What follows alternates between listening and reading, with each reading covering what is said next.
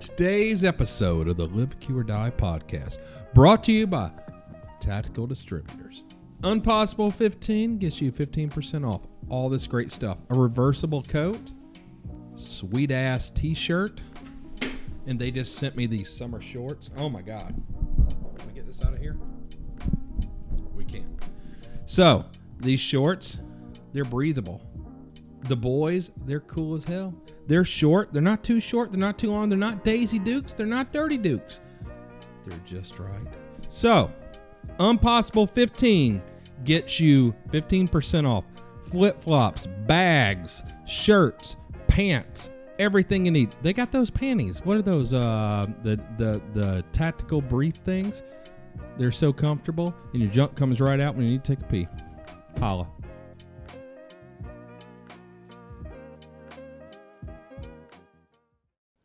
Did you get your hair done or something? You look different today.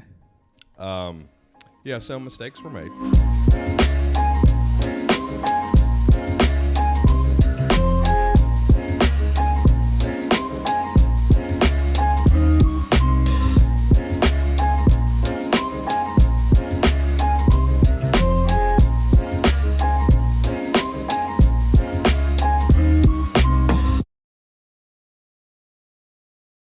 All right, well, Jay.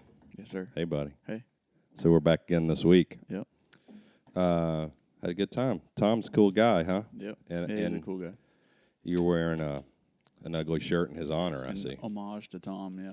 Yeah, you don't have pictures of his wife on there. I hope that'd be bad. Yeah, no. Okay. So, dude, we did get lots of gifts this week. Yeah, I saw that. You were So, going I know. So I have some here on the table. Tight. So this 7 Seas Brewing, Tacoma, Washington. I'd never heard of this because there's lots of craft beer. They sent us, even a hat. Check this. I assume it's for me because it didn't say J. Yeah. So, or Captain J or Pilot J. Right. So this guy sends us a whole bunch of the beer. Had some last night. It's delicious, so it's going to be my morning drink today. So shout out to this guy and that brewery. Thank you, guys. It's good. Well, you don't really drink unless it's Campari, so you would have no idea. But trust me, it's pretty good. So an unusual one that we got. So Med 7. So I assume you're familiar with this because this is CBD products. Yeah, I'm unfamiliar, but yeah. Okay. So CBD products. So this is a hangover recovery thing. So we had some beers last night, so I'm going to try one. So they have apparently caffeine-free and caffeinated versions. So I don't know.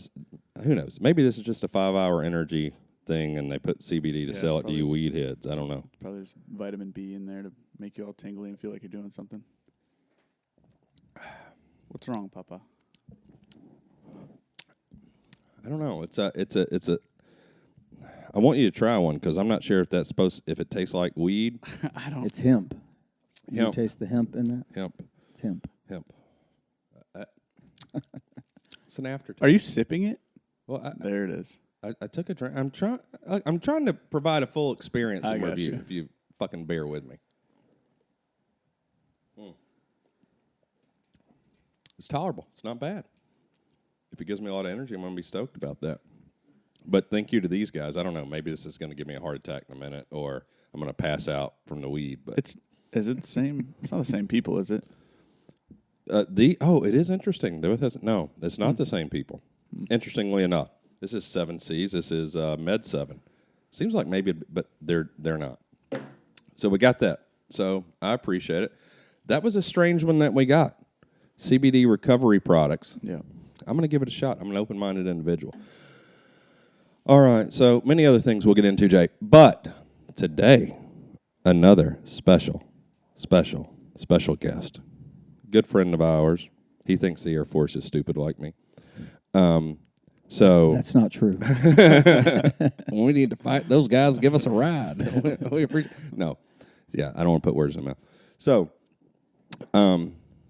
a fraternity brother of our buddy Tom from last week, Lou Goodman. Lou, buddy, good to see you, man. Good to see you, brother. Yeah. Appreciate the invite. Oh my God, it's so good to see you again. So Jay, So you being in the Air Force probably don't know too many heroes. That is correct. But John Chapman. John Chapman was the dude. there you go. A true hero, Yeah. Yeah. right there. So Lou Goodman, he's another brother from the South. So someone you can rely on, trust, got a good constitution. That's what I hear. My man's a patriot. Served our country, and just like Tom works in the industry now, doing a lot of stuff. And I met. Well, I guess Lou, we met. Heck, I don't know. 2011, Okay. So we met in 2011, Jay. January 2011. But January. I had heard all the stories before that, because you'd worked with our guys pretty regularly. Oh, I thought you were going to say about Jay. I was like, No.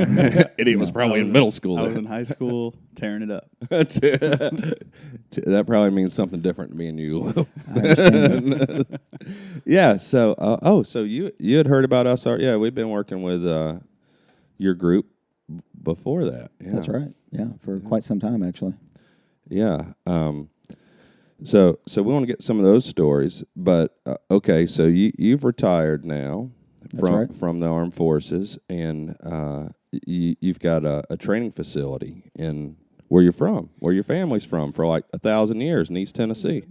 Not 1,000 years, but at least a couple hundred years. Yeah. It's tucked away in the mountains there in East Tennessee, right outside Oak Ridge. Great. Oak Ridge Boys. Great area. God bless them. Great band too. Yeah. But no, it's a very private place, and you're right, it's home. Yeah. So that was just the right thing to do. Yeah. After retirement was to bring the family and get back home. So it just made sense. Yeah. So your family, your wife's family, is also from the same place. That's right. It's Wartburg, Tennessee. It's an old German town. Yeah. So been there, since early 1800s. Some of the family members were there before that, so it's they go way back. They thought they all went to Argentina. They're in East Tennessee. No. Well, you've stayed in the industry too, because Jay, I don't know, and Lou, man, God bless you bringing this to me. So I get this great knife. So this is called, which you knew the name of it already. Yes, sir. The G-Shock. I almost said G-Shock like the watch, but yeah, G-Shock. G-Sock, not shock. Correct. And that stands for? Goodman Special Operations Combat Knife. So Lou Goodman. So this is a division of Geissele, right? Yes, Abraham and Moses. Bill named it after his two sons.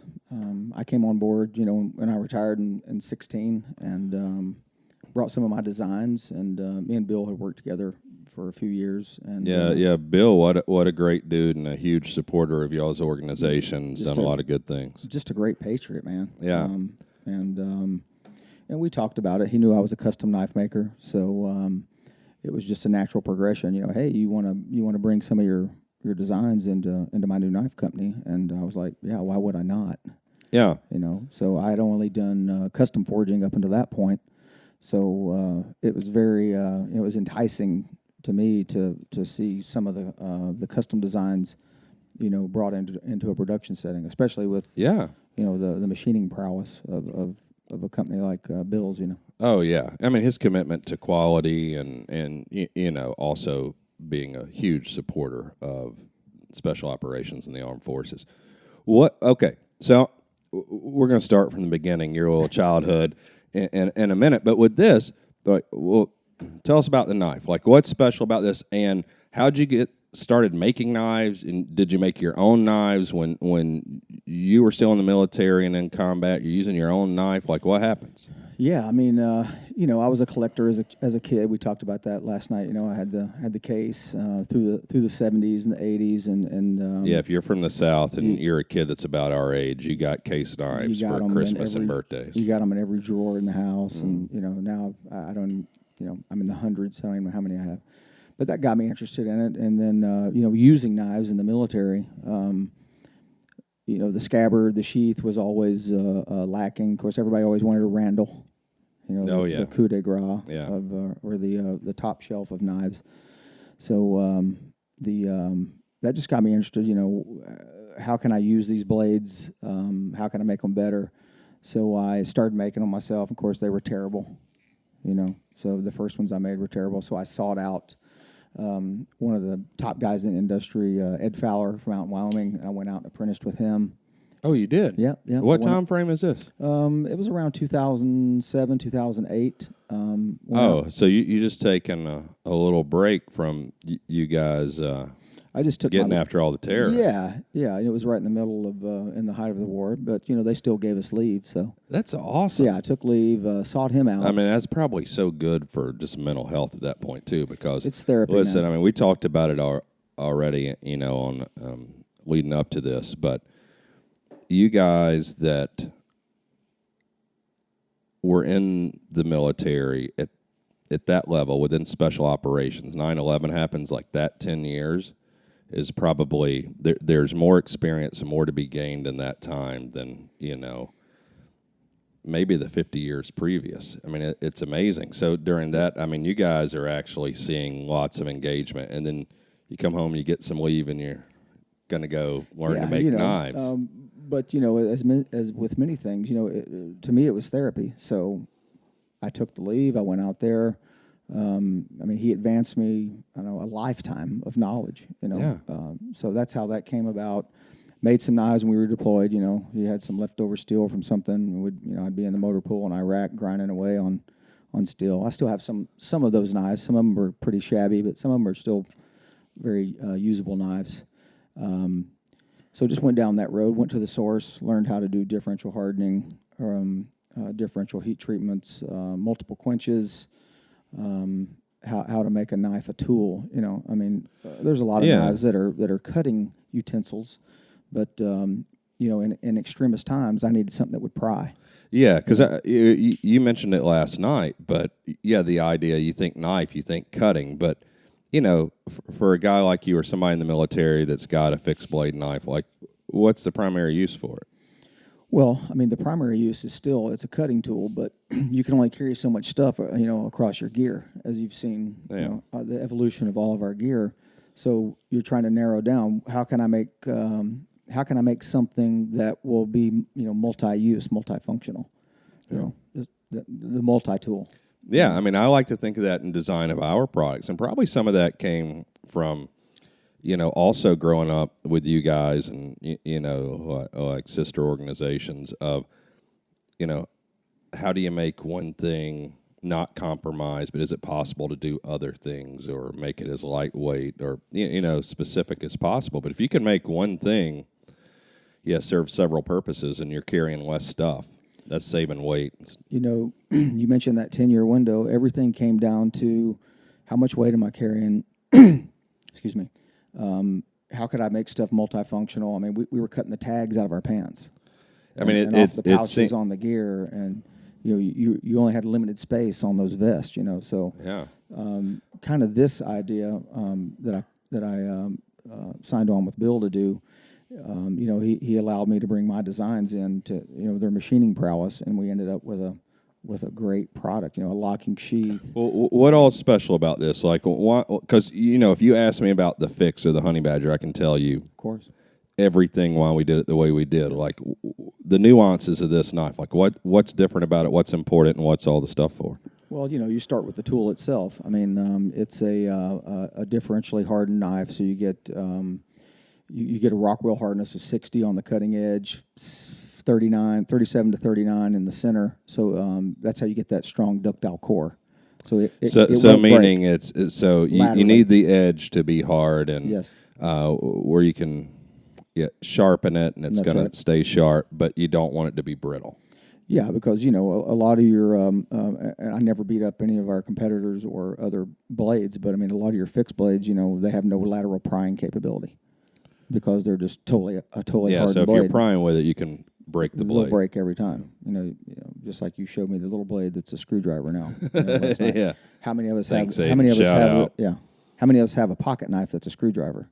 Yeah. Start prying. You twisted it in something, and then the sheath. The locking features I was telling you about. When you're parachuting, your halo, you're riding 4-wheelers, you're on horseback, you're in and out of vehicles, you have it on a pack.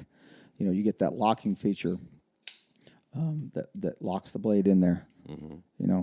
and it's ambidextrous. So you got the lefties that are going to love it also. I love that. Yeah, you made an interesting comment last night. You know, you can buy a $2,000 knife and it comes with like a $2 sheath. That's right. And like, I mean, for a lot of guys, I mean, number one, I'm incredibly appreciative.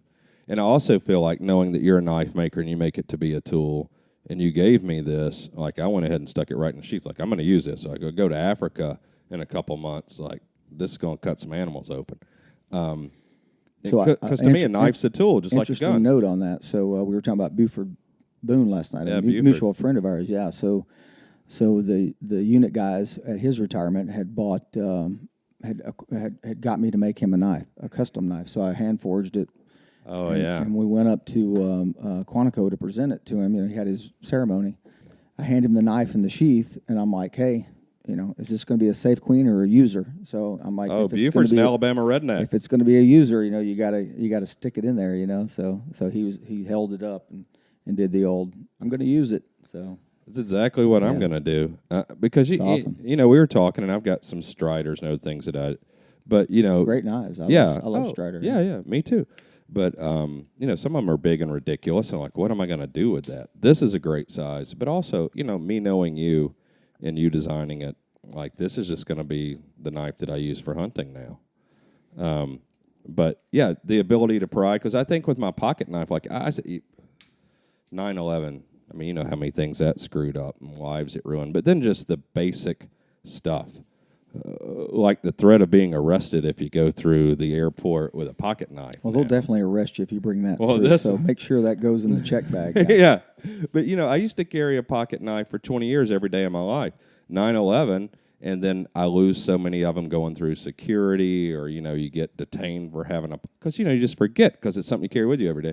But I think about what I do with that knife, and most of it is opening boxes, opening letters. That's right. Prying something open to change the batteries. Like, it's just actually, you know, a utility piece that I carry with me all the time. I mean, some of the guys from Blade Magazine, you know, for all you knife guys out there, while I was still active, actually, so it was kind of a weird thing to do, but I did it, you know, I didn't have my name attached to it, but I did an article for Blade, you know, what are the uses of the military knife? You know, I'm like, you're not stabbing people in the neck with it. You know, you're cutting ammo crates open. You're prying the metal retaining pins out. You're cutting your MRE box open. You know, you're forging through a drawer somewhere. You're searching a vehicle with it. You know, you're cutting the carpet out of a vehicle to look for, you know, small items you may want to retain, or you're prying the glove box open. You know, and we came across all that. You know, yeah. Just like we had the Winkler hatchets. You know, if you're familiar with Daniel Winkler. Yeah. Great dude, great knife maker. We use those pretty substantially for different things, but everything was a tool. And so, like for that issue of Blade, you know, they were thinking I was going to write this article on, you know, commandos using knives and I guess John Wicking people. I guess sword play, you know, and I'm like, that's just not reality. So, oh my Lord, yeah. You know, that's interesting. You bring that up because you think. And I think it's Private Ryan, Saving Private Ryan. We were talking with you and your son Willard about it last night. And in that scene in the movie where, you know, they get in like a hand-to-hand situation, German and one of the American soldiers, and it's the knife scene where he's up in the tower. That is like the most, what an incredible scene in that movie, and how terrifying that would be. That's true. And, yeah, I imagine just like, you know, we talk pistols. You know, somebody getting shot with a pistol in combat, not very common. And same thing, like with the knife situation. Like, that's a great scene in the movie, but clearly that's not. I'm always wary of people that talk about, I've killed more people with a knife than a gun or whatever. I'm like, why? Just shoot them. Like, who does? Like, I don't. It's just not reality. You're right. Yeah. It's just not. I mean, and even like what people expect, like you're saying, like movie scenes and stuff, what they expect with knives. And then you look at the courses that people can take and see how mostly like criminals are using that, how people actually use edged blades or edged weapons and pointed weapons. It's not theatrical, and it's just pretty gnarly. And yeah. I mean, whether we're talking about 9/11 or anything else, if somebody had a knife, like I'm picking up a chair or like anything to create space, and you're definitely getting shot if I got a gun, you pull a knife. I think that's a great point that you made. The actual the knife fighting courses you can take or the techniques used, you have to be proficient at that. It's a tool in the toolbox. It's like driving or shooting or anything, but we talked about the use of a soldier or the instances of soldiers using knives in combat. It's very rare. It's documented. Yeah. There's been a couple in the global war on terror. I know of a couple guys that have actually had to defend their lives using their knife off their kit because they could not access their rifle or their pistol. But it's very rare, but it's not very rare that the bad guy attacks you with a blade. That's very common. Right. If you look at the FBI statistics, say in the civilian world, that's pretty common. Yeah. What's the old cliche? Don't bring a knife to a gunfight, right? Yeah. I mean. Oh yeah, 100%. Because when I see a knife, or I watched the YouTube guy watched with my son, Donut Operator, who was in the Marines, I think. I don't remember. I thought he was in the Navy or something. Oh well, then he was a cop. Yeah. And he reviews all these cop body cam footage and dash cam footage. And there was one the other day in L.A. A dude had a machete out on the street. And for whatever reason now, because of everything that's happened with, George Floyd and cops since then, they're so opposed to like using lethal force. This guy's like on PCP or whatever, and he's a big dude, like way bigger than me and you, and he's got a machete, and they're chasing him down trying to tase him, and he just takes off after one of them. And the cop, backtracks, starts running, stumbles and falls. And the guy with the machete, you see his body cam footage.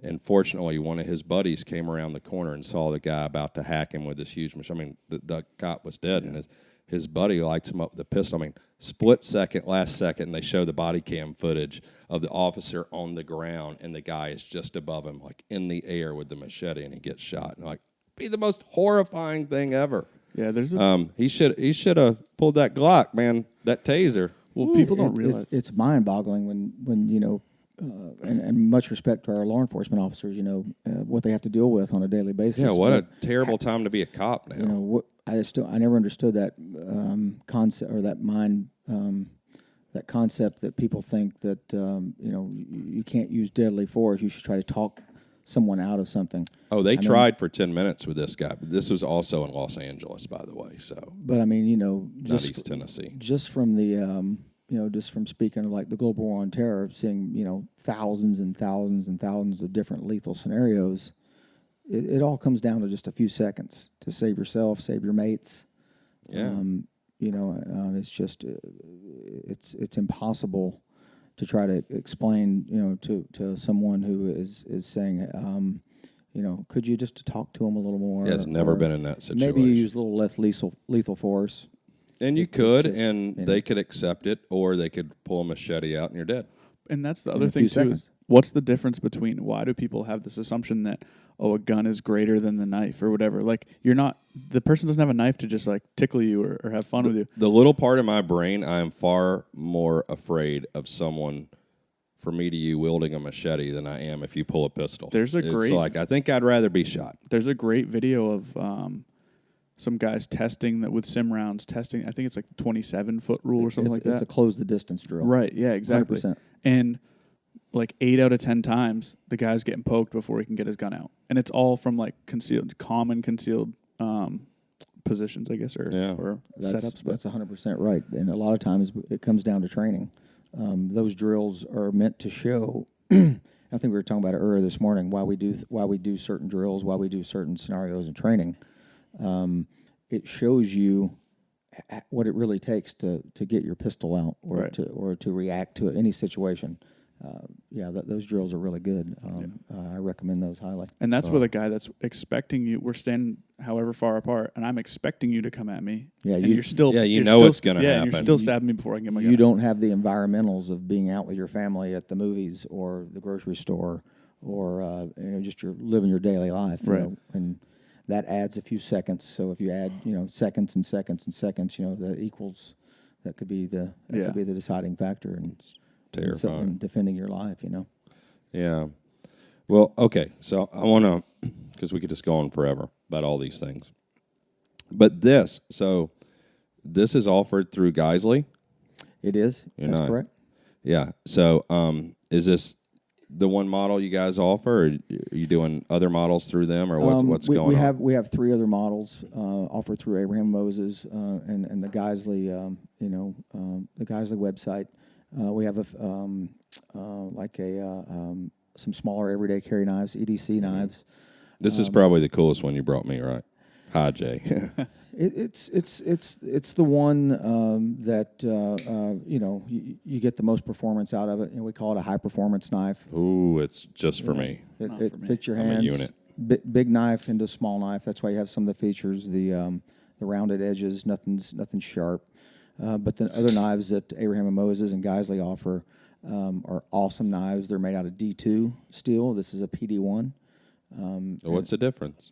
Well, a PD1 steel, we get it from Carpenter out of Pennsylvania. Yeah. We're able to apply that heat or the differential hardening I was telling you about.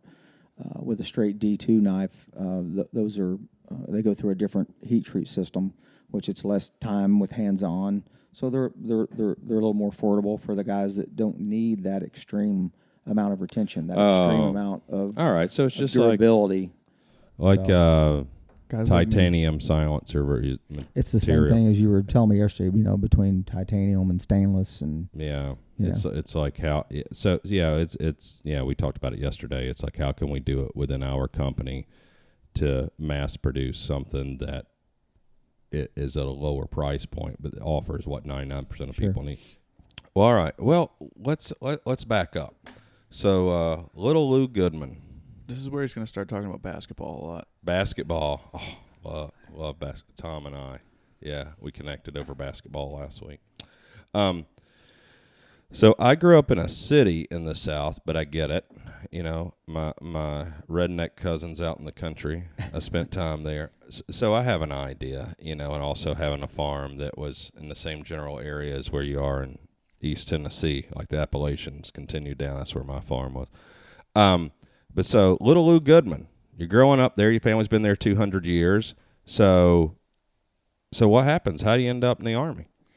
Well, in my family, we had a lot of military service. And across the board, I saw that in a lot of people that I knew that, you had that history and you wanted to serve.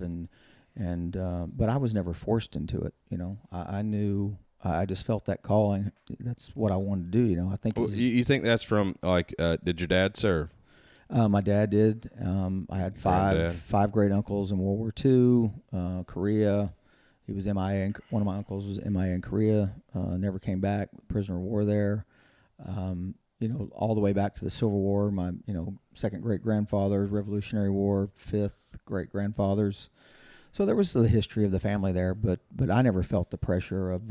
My father never pressured me. Any of my family members never pressured me for that. But this was just your family. It's you grow up. All your uncles, your dad, your grandfathers are all in the military. I felt a calling for it. Like I owed it to my country to serve. It's an all volunteer force, and that's that's fine. What age did you know? Like you're playing with G.I. Joes at 6 years old, and you're like, I'm going to be a Green Beret. I was probably 10, I guess. So, as a lot of the guys that I ended up spending a lot of time with, in the Rangers or where I ended up, for my last 14 years, a lot of those guys I see a similar background, but also different backgrounds. But I think they knew at a certain time, that's what they wanted to do. They wanted to serve. Maybe didn't know in what capacity that they might end up in, but definitely that desire to be challenged. And there was, it's not all, sacrifice and all that. That's part of it, but there is some meat stuff that comes in it. You want to be tested. You want to be with the best. You want to, there is some of that. Sure, that plays into that. I along with everyone else, it's like grateful for. And not just you guys at the most elite group, in my opinion, probably in the history of the world, but even well below that, everyone that, offers to serve and be away from their family, it's not to me, it's not all, you could die. I mean, you can die driving to work. But that's right. Like the sacrifices that I've seen knowing a lot of you guys and working with you is the sacrifice from being away from your family. And for me at 47 with kids seems like the worst part. That is, but it's a team effort, like I think we talked about that before. It's the whole family. It's the gun makers that supply the weapons for your requirements. It's the truck drivers in the military. It's the food specialist. It's the guy that gives you your ammo. I mean, it'd be ridiculous to say you can do it all on your own. You just can't. No, because I got an idea from, the group that you served with the last half of your career, or it was probably more than half, I guess. About 3/4. Yeah, like the support guys for every one guy, what it takes. Yeah. Were there any guys you were with in that organization that as kids knew that that's where they wanted to end up? I think, I know so. Really? Yeah. There's a handful. Like I said, most guys that I worked with in the end were just super motivated, individuals. I hate to use the old A type, but they were just super motivated in every facet. When people ask me about every facet of everything that they do or still do. Yeah, I was going to say when people, that at Q or wherever will ask me about, y'all's organizations or ones that are somewhat similar, and it's like such a small percent of the overall group, and like talking about, individuals and that, it's like, well, all of them that I've really worked with or friends with over the years, they would have been successful at anything. And it's just like that group of guys. And I think we all know them. You grew up with them. It's like, it wouldn't have mattered had you decided to be the best knife maker in the world, or some of your teammates, they end up being on like the Pro Bass Tour, or they race Baja 1000, or they do ultra marathon, or they play in the NFL. And you're not making that up. That's no, real. These are all guys that we know. So it's like, and if they don't play in the NFL, their two brothers do. That's and right. It's just all these amazing things, or they hold the whatever, the 100-mile record or the 24-hour record for, like, can you imagine that, Jay? No. Running 100 miles? No. And he could run 100 miles and then run 25 miles home. Yeah, I'm all set. Like, just exceptional I know who individual. You're talking about. Yeah. Yeah, he was during your tenure. So, but where they would just be great at anything. And it's so amazing because, a lot of the guys, over the couple years sort of going through retirement out of y'all's organization. And, so a lot of times, they're here more. And so I see them more. And, sure. You get to be friends with everybody. And then it's like, oh, yeah, on the Pro Bass Tour. And it's like, what the heck? It's like, how are you doing? Oh, yeah, that's, it's really my passion. And it's just like exceptional individuals. And then it's like you never really think about it. But, yeah, that's who you should expect to be in these places. I mean, people that, you guys that are, that fraction of 1%. Of course you're going to be good at almost anything you try. It's been really, like, inspirational to me to see that part of it. And sure. Guys having, great lives and careers post-retirement. And it's like, yeah, this was something they were great at and they're passionate about. But, too, you and I being about the same age as you know what you wanted at 20, and then, you have a family and you do this thing, and then what you want at 40 or 50 generally is going to be different.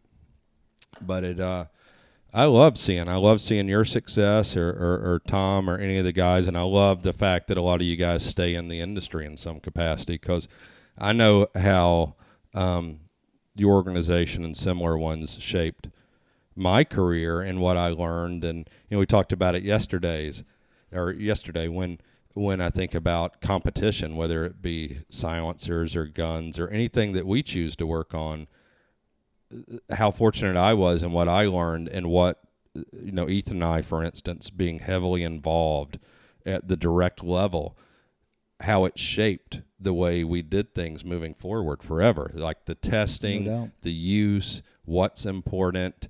And, because for me, what do? I go and shoot a lot, and I go hunting a bunch like you do now, and we're both passionate about that. But it's not all carryover. But there's a lot of lessons I learned there that serve me when I go on a spot and stalk, or I go, to Africa for 2 weeks, or I go out west and hunt for 10 days. It's like a lot of the equipment, a lot of the stuff that we do, there's always going to be, part of the DNA of our company is always going to be serving you guys in what we learned there. Because, I talked about it in previous podcasts, where the millions of dollars spent testing our products and things that we would develop for you guys, I could have never have afforded, but I get the benefit of for the rest of my life, like being a part of that. Well, and it trickles down to the civilian world too. The shooters that they're out there and the hunters. Me being a civilian now, I reap the benefits of a lot of the stuff from the industry guys and the stuff that we did, 10, 15 years ago. So it's a great trickle down effect. And it is interesting seeing stuff that we were doing and that you guys had or were working on 10, 15 years ago, where it's still not even quite in the commercial market, but it's starting to get there. Right. And to me, like something new comes out, whether it be thermal night vision, optics, ammo, whatever it is. And I'm like, oh yeah, I saw that 12 years ago when we were there. And that's kind and to me, I think I made the analogy yesterday about like NASA and all the things. It's kind of, for me, your group is one of the ones that, to me, sort of like NASA from a technology for small arms perspective, because we're able to fund this stuff because, as a country, we want a few guys to go and do this thing rather than dropping atomic bombs and leveling entire cities. And so then, although some of the stuff seems ridiculous, the money that's put into this one little thing, well, it's way cheaper than all that stuff that, going and dropping big bombs. That's true. And we developed technology that is, it may have taken us 50 years to get there without that. That was another interesting part to me of the war in 9/11 and the post 10 years, that how, it was just nonstop for you guys and the technology that was developed during that time. And we see it now, and people like, oh, I love the Leopold Mark V, like a bunch of that new technology. Where'd that come from? That's because we're actually fighting out there, and we're trying not to drop bombs. We're trying to use small arms and small groups of guys to go and, do things that we used to drop bombs on. A lot of that came from the desire to limit the collateral damage. If you could, if you could send in a small element of guys who are highly trained and they could do the job and nobody gets hurt, except the people that need to get hurt, why would you drop a bomb? It's sad for me to see, and I see it with law enforcement now, with body cams and all that stuff, and not being there, and you see a snippet of something, and like, unfortunately, in most things, like, there's going to be some collateral damage, but the idea of, it's maybe one or two rather than 200,000, it seems acceptable to me. But now we have this mentality of all these people, we talked about it earlier, it's like mandatory service would be great, because we have this mentality of people, if anything goes sideways, like, some person or soldier or officer needs to be held responsible. And, right. At least you guys had the benefit of outrageous training, where, law enforcement, like, how many rounds are they shooting a year through a handgun? And when we know, Not like, enough. Like you do. Not nearly enough. Yeah, I keep doing this. I get so excited when you guys are here. But it's like handguns, when we talked about that. So there, even at your level, there are so few guys that have shot someone with a handgun, for instance. That's right. But then the training that everyone does with a handgun, and why is that important? Like, if nobody's ever shooting anybody with a handgun, why are you guys shooting 50,000 rounds a year with handguns? Well, I mean, I've been asked that many times. It's a question I asked 15 years ago when I was there. It's because the handgun is such a perishable skill. It's the eye-hand coordination. It's the smaller sight ratio. It's if you can get on a rifle and you're supported in some way. I mean, your whole body is supporting a rifle. You have a bigger base. Or if you're mounting up on something, it's a lot easier to shoot a rifle. 2 more points of contact. 2 to 4 points of contact. And the second part of that is, if you're pulling your pistol, you're in a shit sandwich. So you better be highly trained on it. And in training law enforcement in the last couple of years,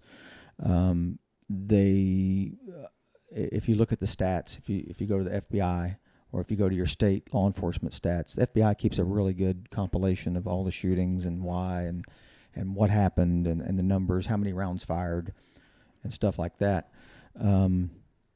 It boils down to training, man. Yeah. If you're in a tense situation and you have a couple seconds to react, and it's muscle memory. You've only drawn your pistol and shot it in the last 6 months, 50 times. You're going to be behind the power curve when it counts. Yeah. So that's why we put so much effort into the pistol, because if it was time for it to come out, you were in a bad way. You're in a bad way. In a way, it was explained to me also. It made a lot of sense to me when I asked this question, because when I started spending time at y'all's group and just seeing the amount of like pistol shooting that was going on, and so then I started asking the questions of, well, why? It's like, well, and I think this is what you said too. It's like basically, shooting a rifle isn't incredibly difficult, but it's so much easier than a pistol. You can get lazy. Very much. And with a pistol, like you start developing bad habits, it shows up quick. And so every good habit that you develop with a pistol is going to make you a better rifle shot. There's and no doubt. That's why like you shoot steel, but you always go back to paper. Because, that's right. I saw it when we were out in Wyoming shooting. Like I don't shoot as much now here as I did when I was in Georgia, but I still shoot a fair amount. And it's like, shooting a pistol some, but I primarily train now to hunt. And I take it seriously. So I want to be able to make good shots, and so I'm shooting, but then I'll get the pistol and I shoot still. But even shooting the still, you get lazy because all you got to do is hit the still. Yeah. And so then you go back to paper and you take your time and you're pressing the trigger and make sure you're doing everything right. And and the still's not shooting back. Is it moving? If you can master you're moving and the target's moving, okay, you're moving across planet Earth, the target's moving across planet Earth, and you can still hit it. Yeah, you've gotten somewhere. Yeah, that's what we strived for. And you're right. Your good pistol skills, building your position. All your fundamentals. Breathing, aiming, trigger squeeze, sight alignment, follow through. Your basic fundamentals. You're just making yourself a better rifle shooter, which is your primary combat weapon anyway. So why wouldn't you shoot your pistol more? Yeah, because to me, like shooting a pistol is like playing golf. It is. 100%. It's tough. It is tough. It is tough. But rifle, it's so much easier. But I think about too when you talk about drawing from the holster. Like Ivana and I go to an indoor range that's local here a fair amount. But like in the range, like most indoor ranges, like you're not allowed to draw from your holster. So if you go there and you just have your pistols on the bench, you pick it up, you take your time, you shoot. Like that's good. But if you're shooting a pistol, like I just enjoy shooting, so I probably do it way more for that than any defense scenario. But if you're not drawing it from your holster, like I don't know, for me, like Ivana's gotten super into hunting, so when we go and shoot with the rifle, it is all like, just barely or unsupported positions, awkward shooting positions, because you've been to Africa too. You got to build those. You got to shoot from an unstable position because that's what's reality in the field. I was gonna say it's crazy that we shoot on flat ranges. Because anytime you're shooting outside of that flat range, it's not on a flat range. At my range, we don't even have a flat range. Yeah, the whole place is a range. It's it's just one rolling mountainous environment. So it just makes sense. I mean, we do have a flat range, where you can check your zero, and stuff like that. But once that's over, we're off and running. Yeah, when we were just in Wyoming, we had actually a flat 1,000 yard, but we had targets to 2,000, and that's what I was so excited. Like we did a lot of work there, but I'm going to Africa again in August, so I have my 2 guns out there I'm taking, and so this is what I do, and then you tell me if you do something different. So I shoot paper at 100, and I get my group. I get it dialed in as good as possible with the ammo that I'm going to use, and then I go every 100 meters beyond that to 1,000 shooting still, and paint the target, and that's good enough. But so I do that, shooting from a bench or prone if possible, to get the best dope and the best group I can, and get bullets. Because I use Lit's what's that? What's Applied Ballistics app, right? As well. So that's a great one. Yeah, it's probably the best one. I mean, he's probably the best guy. And it's great at predicting. But if you got a rifle and like mine, I'm taking a 16-inch 6.5 and Hornady 143 ELDX, and so you can look at the box or you get your own velocity, which I do, and you plug it in and it gives you, your dope to 1,000. But I still go and shoot still, and I have never not had to make some adjustment. Yeah, it's only ballpark. Yeah, I mean, you're confirming it. You got to confirm it. You true it, whatever term you want to use.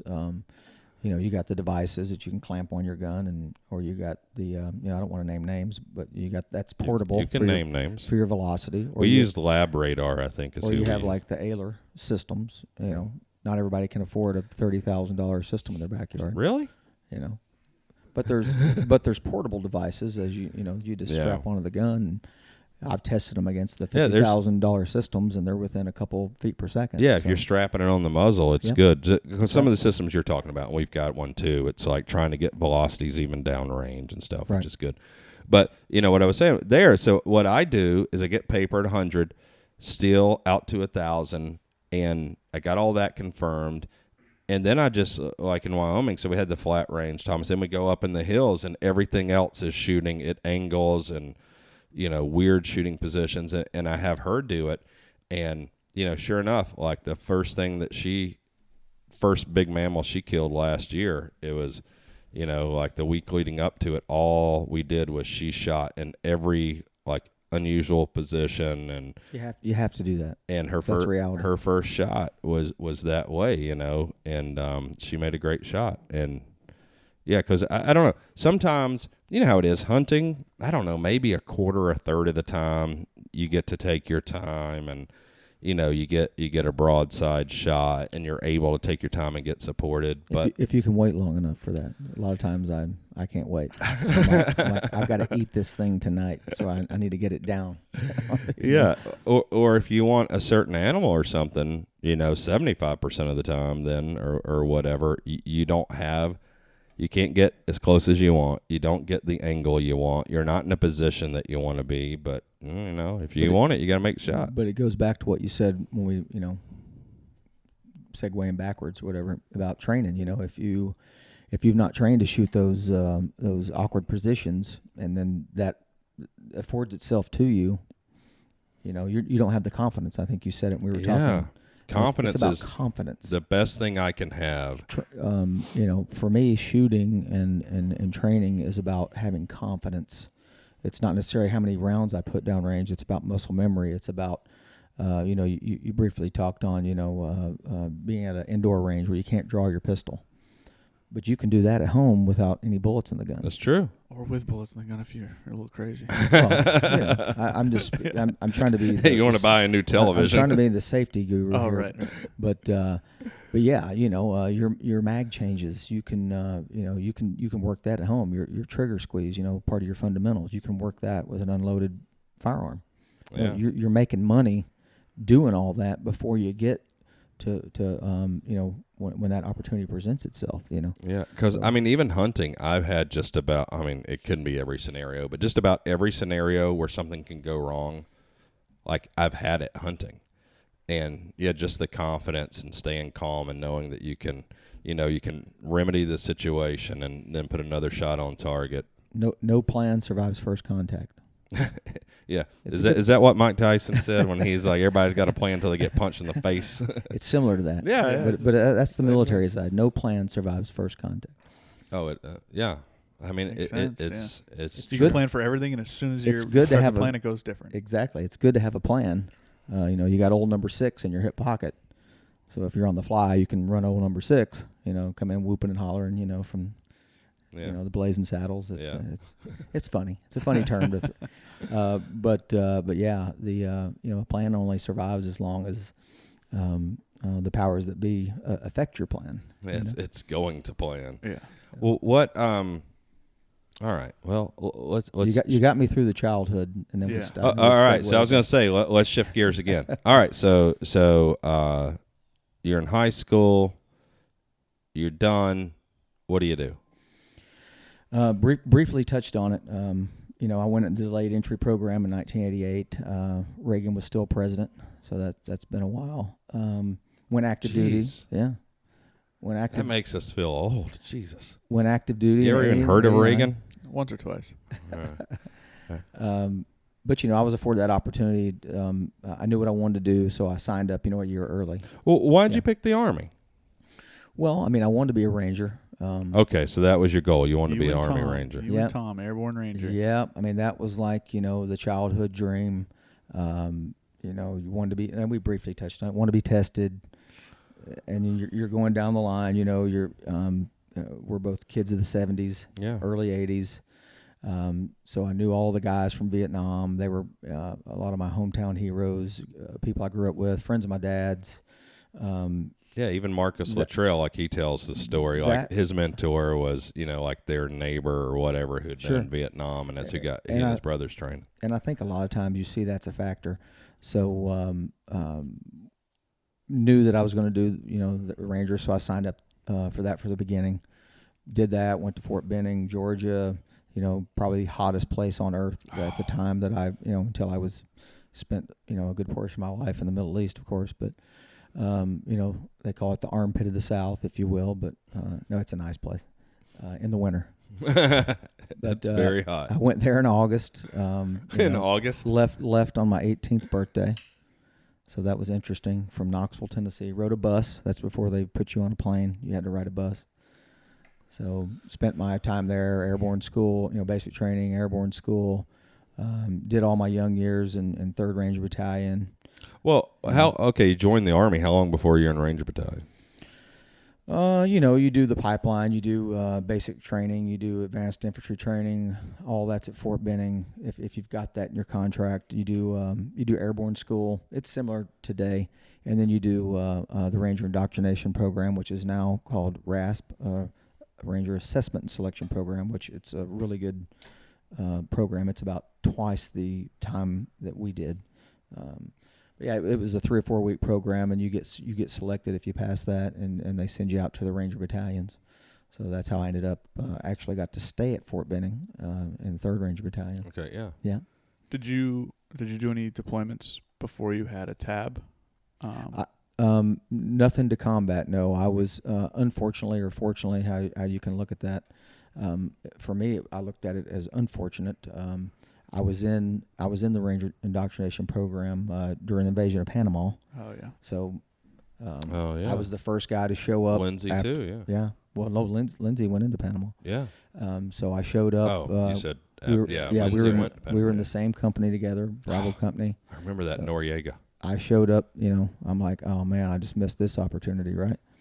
And that's, it's now in hindsight. There hadn't been a lot of conflict. It had been Grenada and so that was a big deal because it went like 10 years without really those guys doing a whole lot. Yeah, close to that, 7 to 8 years.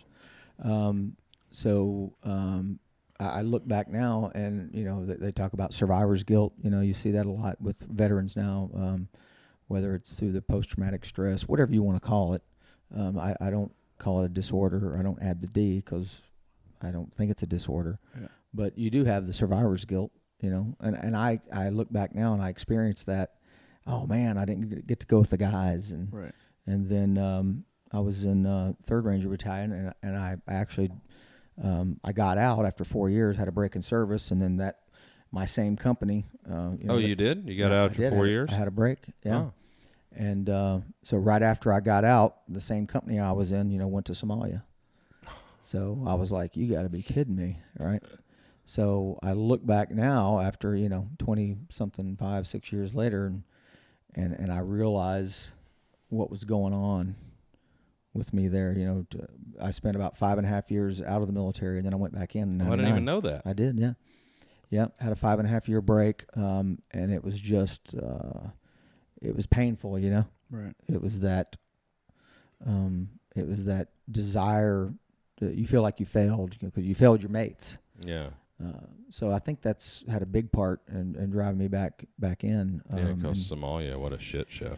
Yeah, it was. It was a watershed event, that changed a lot of things of how we do business today, and we learned a lot of lessons there. Lost a lot of good friends there. A lot of guys that were in my platoon, and that drove me, I think, 100% to come back in. Oh, that's what did. Yeah, I think so. It is interesting. That desire to carry on. What they had sacrificed, that started pulling at me again, like when I was a child, Yeah. So I re-enlisted '99 and went back in, and there I was, You married at the time? I was not. Oh, you weren't? No, didn't marry till way later. It just didn't seem like the right thing to do because you knew you were, after the guac kicked off in 01. We've been deployed ever since. Did you go back into Ranger Battalion? I did, yeah. I went back. Were you able to go right back in? Well, that's a story in and of itself. So apparently at the time they didn't want people back in, right? It's pre 9/11. Oh, yeah. It was a very bizarre time to, hey, I used to be an airborne ranger. Can I do that again?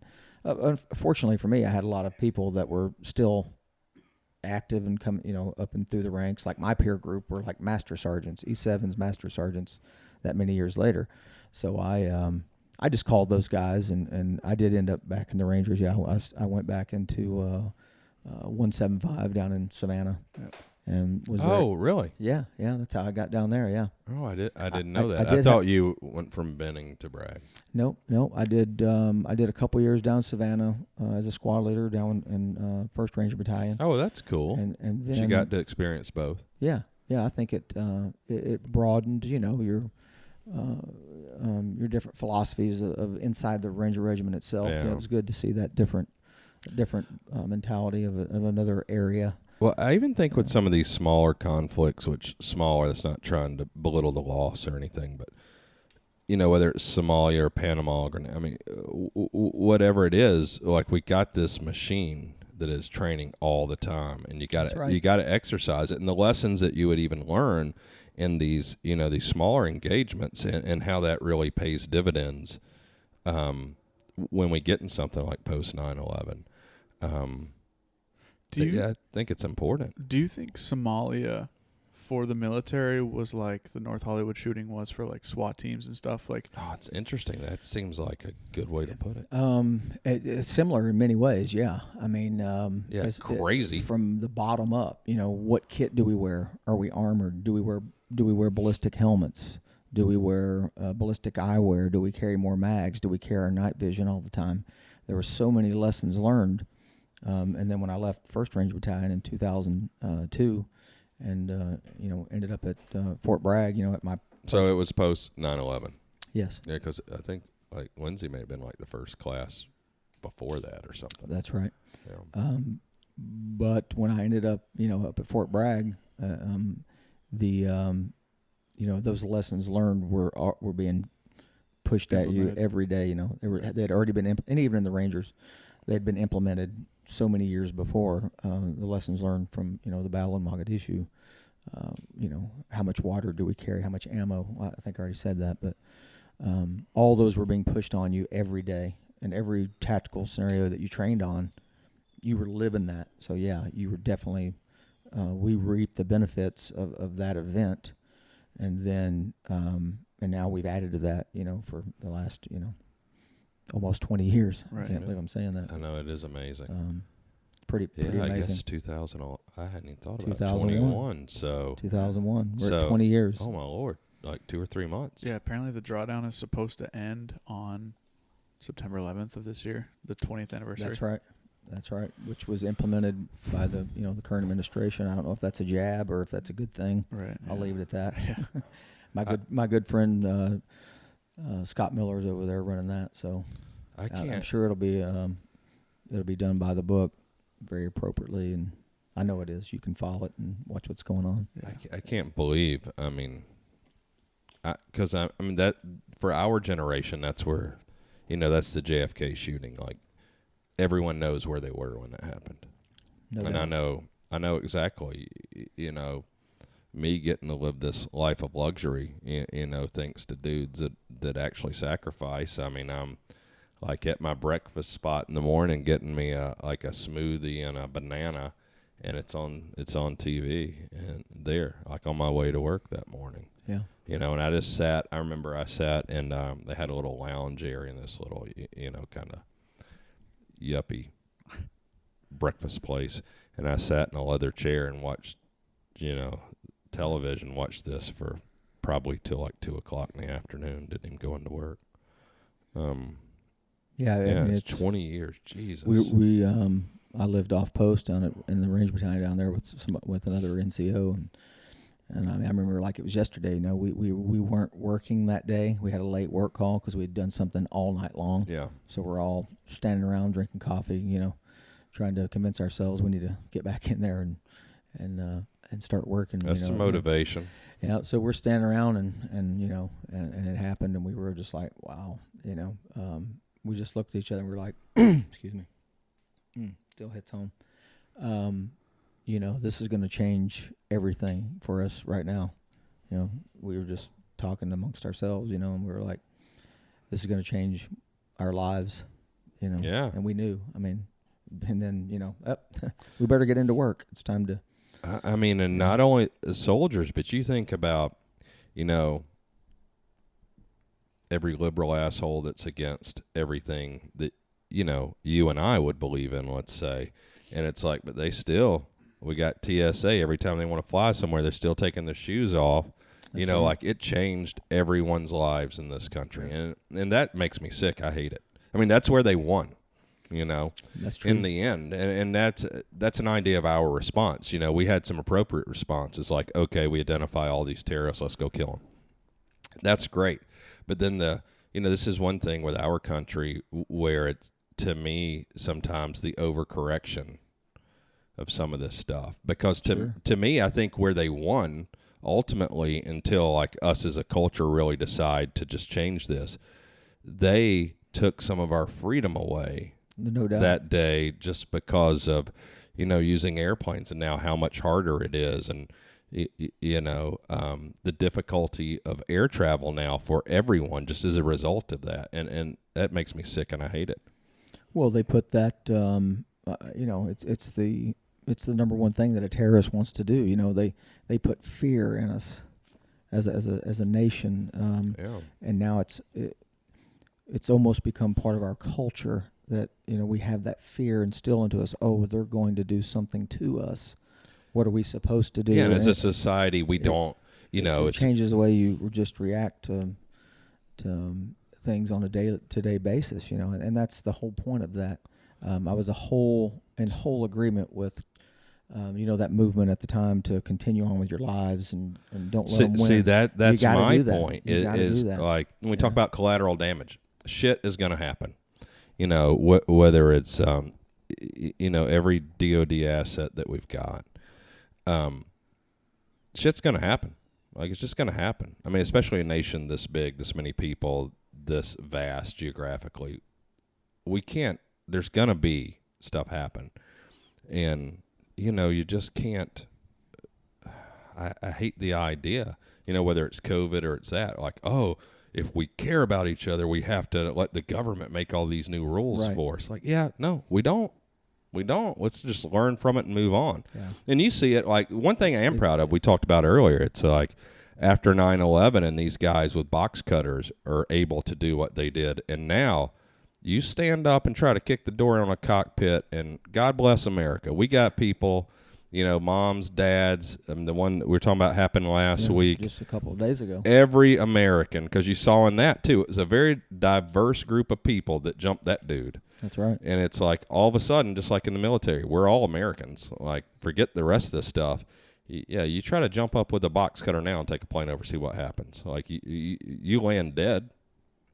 And that's great. And that's, for me, the way it should happen. Like, we don't need the government necessarily constantly at a micro level telling us what to do. That's like, right. Yeah, okay. I just don't think it's the function of government either, you know, to take care of us in every aspect. I mean, I agree with, you know, helping your fellow man, but in every aspect of our lives, I just don't think it's their job or their function to to take care of us. And I'll leave it at that. Well, absolutely not. And I know you being from East Tennessee, a family and a community can take care of itself. 100%. Like, I agree with that. We'll let the police come and do the report. But I don't need the federal government, telling us what to do with our little town and taking care of each other. Like, in the end, I still believe, no matter what happens, that most Americans are pretty good, decent people, and they're going to help each other out. I believe that. And I don't need the government mandating it. Yeah. Yeah. And you see that across the board. When it really matters, Americans are going to, for the most part, are going to help each other out most of the time. Doesn't make good news, though. Doesn't make good news. That doesn't sell, commercials and stuff ads. on YouTube and all the different scary things that are out there where they, it's getting deep. My blood pressure's going up. I'm getting pissed off. Gotta reel this back. I want to use this knife, Jay. Yeah. I'd like to watch it. Oh, you're going to watch it. I'm going to gut some animals and pry some boxes open. That's what's going to happen with this. And I'm going to be so excited. I'm going to think of my buddy Lou every time I do it. You got to use it. Oh, it's going to be used. There's going to be some blood on it. So another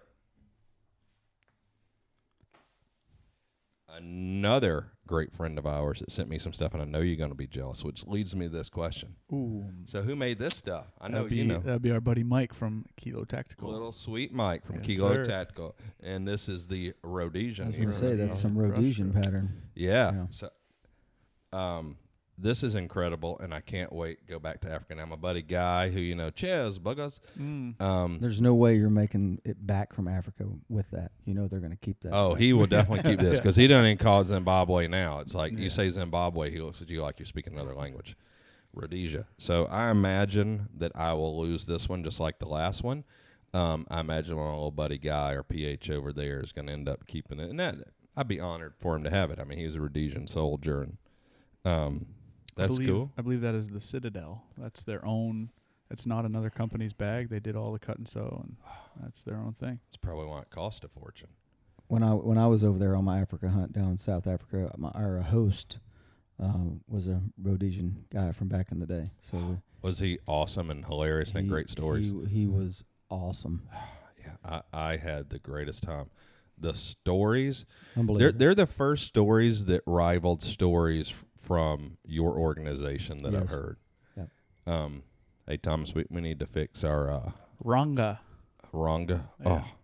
But with that said, appreciate everybody sending in stuff for the podcast room. That one has some creepy stuff. Oh, you got some pretty slings in there too, I see. Yeah, well, I'm getting to it. Oh, all right. All Cart and horse, mother trucker. Sorry. Yeah. So now Jay made me lose my train of thought. But we got this sweet backpack, and man, those are some good stories from those Rhodesian soldiers that are probably 10 to 15 years older than us. Woo. Some good stuff. So anyway, also Kilo Tactical doing some sweet. I don't know, what is this like? It's like Arctic mossy oak or something. I don't even know what that is. Real tree mossy oak, something like that. That's for being on the tundra. You get a little, you got a little bit of mossy oak and a lot of white stuff. Yeah, I think this is Mike's little fashion sense and inspiration bleeding into our stuff. This one though, I like this camo. What is this? It looks like frog skin. It looks like the original frog skin, not the arid one or the tan one, but I can't tell. I don't know. You recognize this? No. It's before your time. This is some, I don't know, probably some World War II, Marine stuff or something Pacific somewhere. The colors are the same as the the cookie or the frog. I think you mentioned it. The World War II. Yeah, the World War II stuff. Yeah, I like different pattern, but the colors are reminiscent of that. I know what it is, and it's not frog skin, but I can't think of it right now. It's something leaf. Something leaf. So this leads me to this. With camo, it pretty much stayed the same, I guess, since like Vietnam, woodland until I don't know. You had the pickle suits, in Vietnam. What does that mean? Oh, that's just the green. The green, the OG 107s. Yeah, those are cool. I still wear them. Yeah, but so then it's woodland, and what year did you switch from woodland camo in your military service? Let's see. So late '80s in the Rangers, right before I got there, they were still in the OG 107s. One of the last units to have that. What is that? The green. The green. Oh, it's just the green. Yeah, just the green. Oh, really? Yeah, in the late '80s? The rip stop. Yeah. And I like that. That's nice.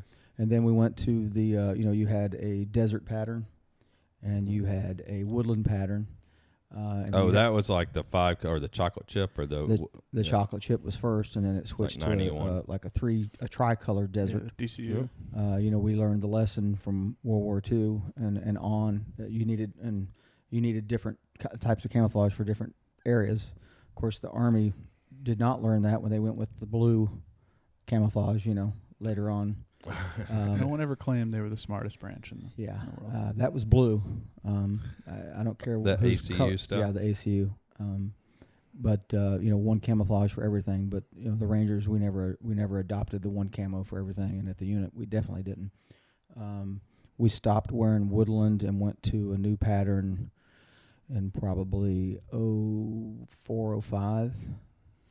Yeah. That's what I was thinking. It's probably the first time I ever saw. I wasn't into it. What I was getting at though is, for the generation younger than us, these guys, Jay, camo dating back from its origins now is like super fashionable, and it's so trendy and cool. So Rhodesian, which I love Rhodesian camo, it looks cool. Yeah, it looks like good. to me, I just look at it and I'm like, would I wear that hunting? Right. And if it doesn't have some purple in it or it's blue or something weird, then I'm like, yeah. So that's cool. So that was my first question for you here, because it's interesting for me that these kids, and I don't know, it's probably Call of Duty again. I don't know what causes it, but camo is these guys are super queer for it now, and it's like there's a flavor of the month almost. It's like multicam black, it's Rhodesian, it's rock skin. The Desert Night camo from the 90s came back. That recently. is cool. It's like my favorite. Oh, that's the bag I got for Aiden. It's got the night on one side and then the desert on the inside. Is that the one? It's the green. It's like a grid pattern almost. Yeah, even that. He's got the cool. pants. I've seen him wear the pants. Yeah. And we got camo. those at a military surplus. Favorite camo? Man, that is. Are we going to do an hour on this? No, it's got to be quick. It's a speed round. Okay. So favorite camo for hunting? Favorite camo for hunting depends on where I'm at. It's a good answer. So I want to match my camo to the terrain. Yep. So I use a lot of the Cryptek stuff. Oh yeah, good stuff. Because they have the different patterns. So I like a company that does that. But I would, you got to match the pattern to the environment. Woodland is making a comeback, as you well know. And then forever, nobody wanted woodland. But it was lame because it was Vietnam up until like 1990. Yeah, and then you had the multicam stuff coming out and all the crazy variations of that. Multicam works very good in the desert. I've had aircraft in Afghanistan fly right over us. There'll be 20 of us on the ground, broad daylight. Don't even see it. Don't even see us, and you have to pop smoke, bring them back, which rarely we did because we didn't want to attract attention. But you really want to get on that bird. So guys, come back. They're not seeing the orange. I mean, that's a testimony to multicam for that environment. Well, okay, so Cryptek for hunting, and so you get into it too. So pattern specific. Match your environment with the pattern, and whatever pattern that is. For me, I test a lot of camo across the planet, but mainly in North America and Alaska, and I like a company that produces the different variations, but in the same cut. Yeah. So I'm not reaching for different stuff in different pockets all the time. Caleb Cry. So that's why I like Cryptek. I can get that same pant that's got all the patterns, all the pockets that I want in the right spot in different patterns. Well, okay, I'm going to simplify this a little bit. Let's say I invite you on a hunt in September in North America, and that's the only details I give you. You're packing one camo. What is it? I'm gonna pack. I'm gonna pack my favorite cut of pants because I like the pockets, and that would be a Highlander pattern on Cryptek. Okay. Yep. Fair enough. Overall, that pattern works well in the high mountain deserts. I've used it down in Lower Alabama, L.A. for all the naysayers. L.A. shout out. L.A., Lower Alabama. I've used it in Texas. I've used it in Alaska, Maine, bear hunts. Bow or rifle hunting? What do you prefer? Rifle. Rifle? Yeah, really? Really. Yes, I do. But on the flip side of that, if you don't have a bow, you're crazy. There's something intimate about bow hunting. If you've never shot a recurve, well, that's a whole nother level. It's like you brought up Fred Bear. I've got a full size Fred Bear LP with the artwork, the cover, and it's just him sitting around talking with the interviewer about his bow hunts. and his philosophy of bow hunting, and it's just amazing. Yeah. It was recorded in like 71 or 72, something like that. Well, I mean, he was pretty much like an alien. I mean, he was just so far advanced. And, I got a buddy that not recurve, which is crazy to me, but he hunts with a longbow. Right. And he and I went on a hunt within the last year, and, he shot an animal with a longbow. Is it Tread Barda? No. Okay. So shout out to my man, Adam, Silverback crew. Huge power lifter, bodybuilder, strongman competitor. So it makes sense he can pull, I don't know what he's pulling, probably 110 pounds. Well, it's, with a recurve or longbow, there's no let off. There's no, once you break the plane, you can't just hold it forever. It's your I can say your whole body's holding it. He holds it about 10 seconds longer than I can. But, it's the first experience I'd ever been with someone where they actually were successful with a longbow on an animal. Oh, it was pretty cool. But not me. I don't have the time, patience, or muscles. What is this? Favorite animal to hunt? I get asked that all the time. That's a tough one for me. Man, that's a tough one. I know. You're right. Especially after... like the next one's always my answer. Especially after the going to Africa and seeing that. I never dreamed I would get to go over there, but... favorite animal to hunt. This may be way off base of what you think I might say. I love hunting squirrel. It is difficult. It is annoying and a pain in the ass. I love hunting squirrel with a .22 pistol. Oh yeah, that's iron sights. Might as well be shooting a bow right there. That's difficult. Squirrel hunting is aggravating. I enjoy it too with the .22. I've shot some with a pistol, most with a rifle. The majority, though, with a 20 gauge or a 410. When I was a kid, it was all 410. Your single action breakdown H&R. Yeah. You used to get them at Sears and Roebuck. When that was a thing. Yeah. And then we moved up advanced into the 22s, which was quite challenging. Versus a shotgun, but big game, man. I love chasing the elk. I like being out west, Colorado. We go every year. I've been down to New Mexico, fortunately, a couple times, and have been successful. Oh, nice. And we chase them on public land. I mean, that's real hunting. It's fun. I mean, to me, that's the ultimate big game hunt for elk. When you're out there, you're on your own. You have no idea, no preconception. It's not your own land. Where they're at. Yeah. That's the ultimate challenge, I think. Yeah, I mean, I think there's so many elements to elk. One great thing is they live in an area where you can glass a long way often. And, that's... Until they go into the deep hardwoods. That's the fun part. But, where we're from, there's just not areas like that. Like, you're lucky you get to shoot 100 yards at something. It's like here. Yeah, here. I mean, this is the same area. I mean, the Appalachians is just... I mean, as far as I'm concerned, it's... Yeah, I mean, it's dense timber, forest. There's stuff everywhere you can't see or shoot far. Lots of hills. That's what I meant, into the timber. There's not a lot of hardwood forest where they hide, but a lot of heavy timbered forest. Yeah, going out west, and it's like there's a lot more open. But the fact that they bugle, they're so beautiful. They're massive, which is interesting to me. And then you start calling or listening for them to call, and then going after them And then, sometimes you get to make a 700-yard shot, but then other times you got a 50-yard shot because you got to go in the timber because it's during the rut, and so they're chasing, the hinds and the cows, and you got to get in there where they are. I've glassed for years for elk. You go out early in the morning, you find the open area, you're either on horseback or you're on foot. You find that perfect spot. You walk an hour and a half in from camp, you set up. 4:30, you wait till that sunrise, you see all the dots in the open area, and of course then they're gone. Yep. As soon as you're ready to shoot, most of the time for me. And then you chase them into the timber. Yeah, they're all not day. dumb. Yeah. I mean, almost all the elk that I've killed, I've shot offhand. Really? Less than 100 yards. That's in the timber. In the heavy timber. Yeah, because it's interesting. You start calling in the timber, and it's amazing. Like, you don't realize how giant an elk is until you're in the timber and you're calling them, and one comes running in, and it's 20 yards from you. Like that's a massive animal. Yeah, and that bugle will like raise the hair on your neck. Yeah, it's a wonderful thing. If people haven't experienced that, that's a hunt that I think is a must. I agree with you. All right. Favorite optic for long range. All right, Lou Goodman, Super Sniper School. Somebody's setting up there wanting to shoot long range. What kind of optic we putting on this thing?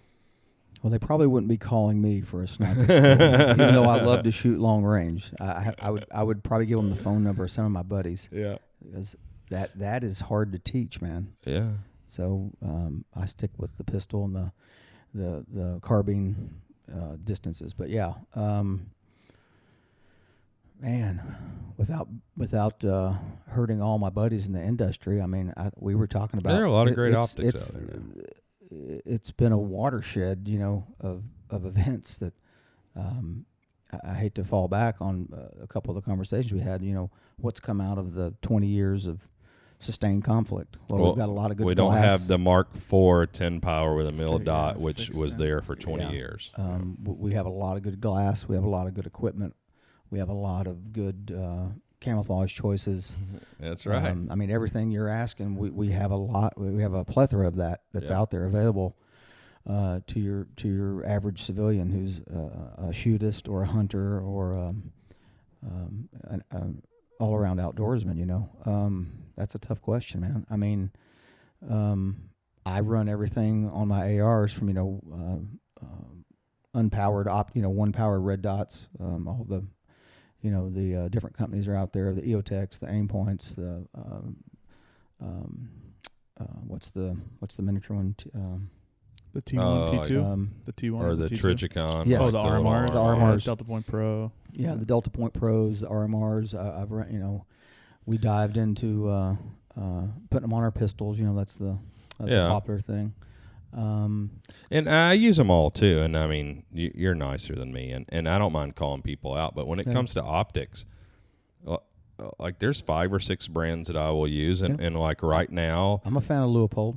Yeah, Leupold. Shout out to them. They sent me some of the new Delta Point Pros, and I had one from way back in the day that I've used, but they sent me some new ones, and that's like what I've got on my honey badger right now. Sure. And we were out there. Yvonne and I did a bunch of like the unknown distance shooting and stuff, and then and like getting her proficient with ranging targets quickly and making shots. But we end up shooting with a Delta Point Pro on our honey badgers. 200 meters with subsonic ammo. And that's so fun. So, I mean, you can do whatever. But, yeah, I've got that on there now. And I generally hunt with Swarovski. And I love their optics. And they hook me up some. But I buy a lot of their stuff, too. But Leupold sent me one of their new. Yeah, the Mark V. Well, it's not even that new anymore. But, yeah, it's like 3.6 to 18 Mark V. And I love that because for a long time I was really biased towards the Leupold. Because what I learned, like, long-range shooting on was it's a Mark 6, I guess, the 3 to 18 with the Horus H58 and then H59 reticle. I'm a fan of the 59. Yeah, I love it. But, like right now, my 2 hunting rifles, I've got a Swarovski. I've got actually the Z8i 1-8 on one gun with a 16-inch barrel. And then I've got the Mark V from Leupold. That's what my current setups are. I like the Swarovskis. Well, that's a Mark 6, and that's like an older one with. I don't like that turret, the pinch system. I don't like, which I think they've changed. Yeah, that looks like that's a 3 to 18, right? The short wheelbase, so to speak. Yeah, so that's an incredible scope. I've used that a ton. I love those. Yeah, the clarity in those is unbelievable. Yeah, I mean that was like the first scope here in the U.S. and that's thanks to your organization working with them, we got like. Way better glass and optics. I like the 1 to 8s that have become very popular for your AR hunters. I like the 1 to 6s. Leupold makes those. Vortex. It's amazing how far you can shoot with a 1 to 8. It is amazing. The Razor line.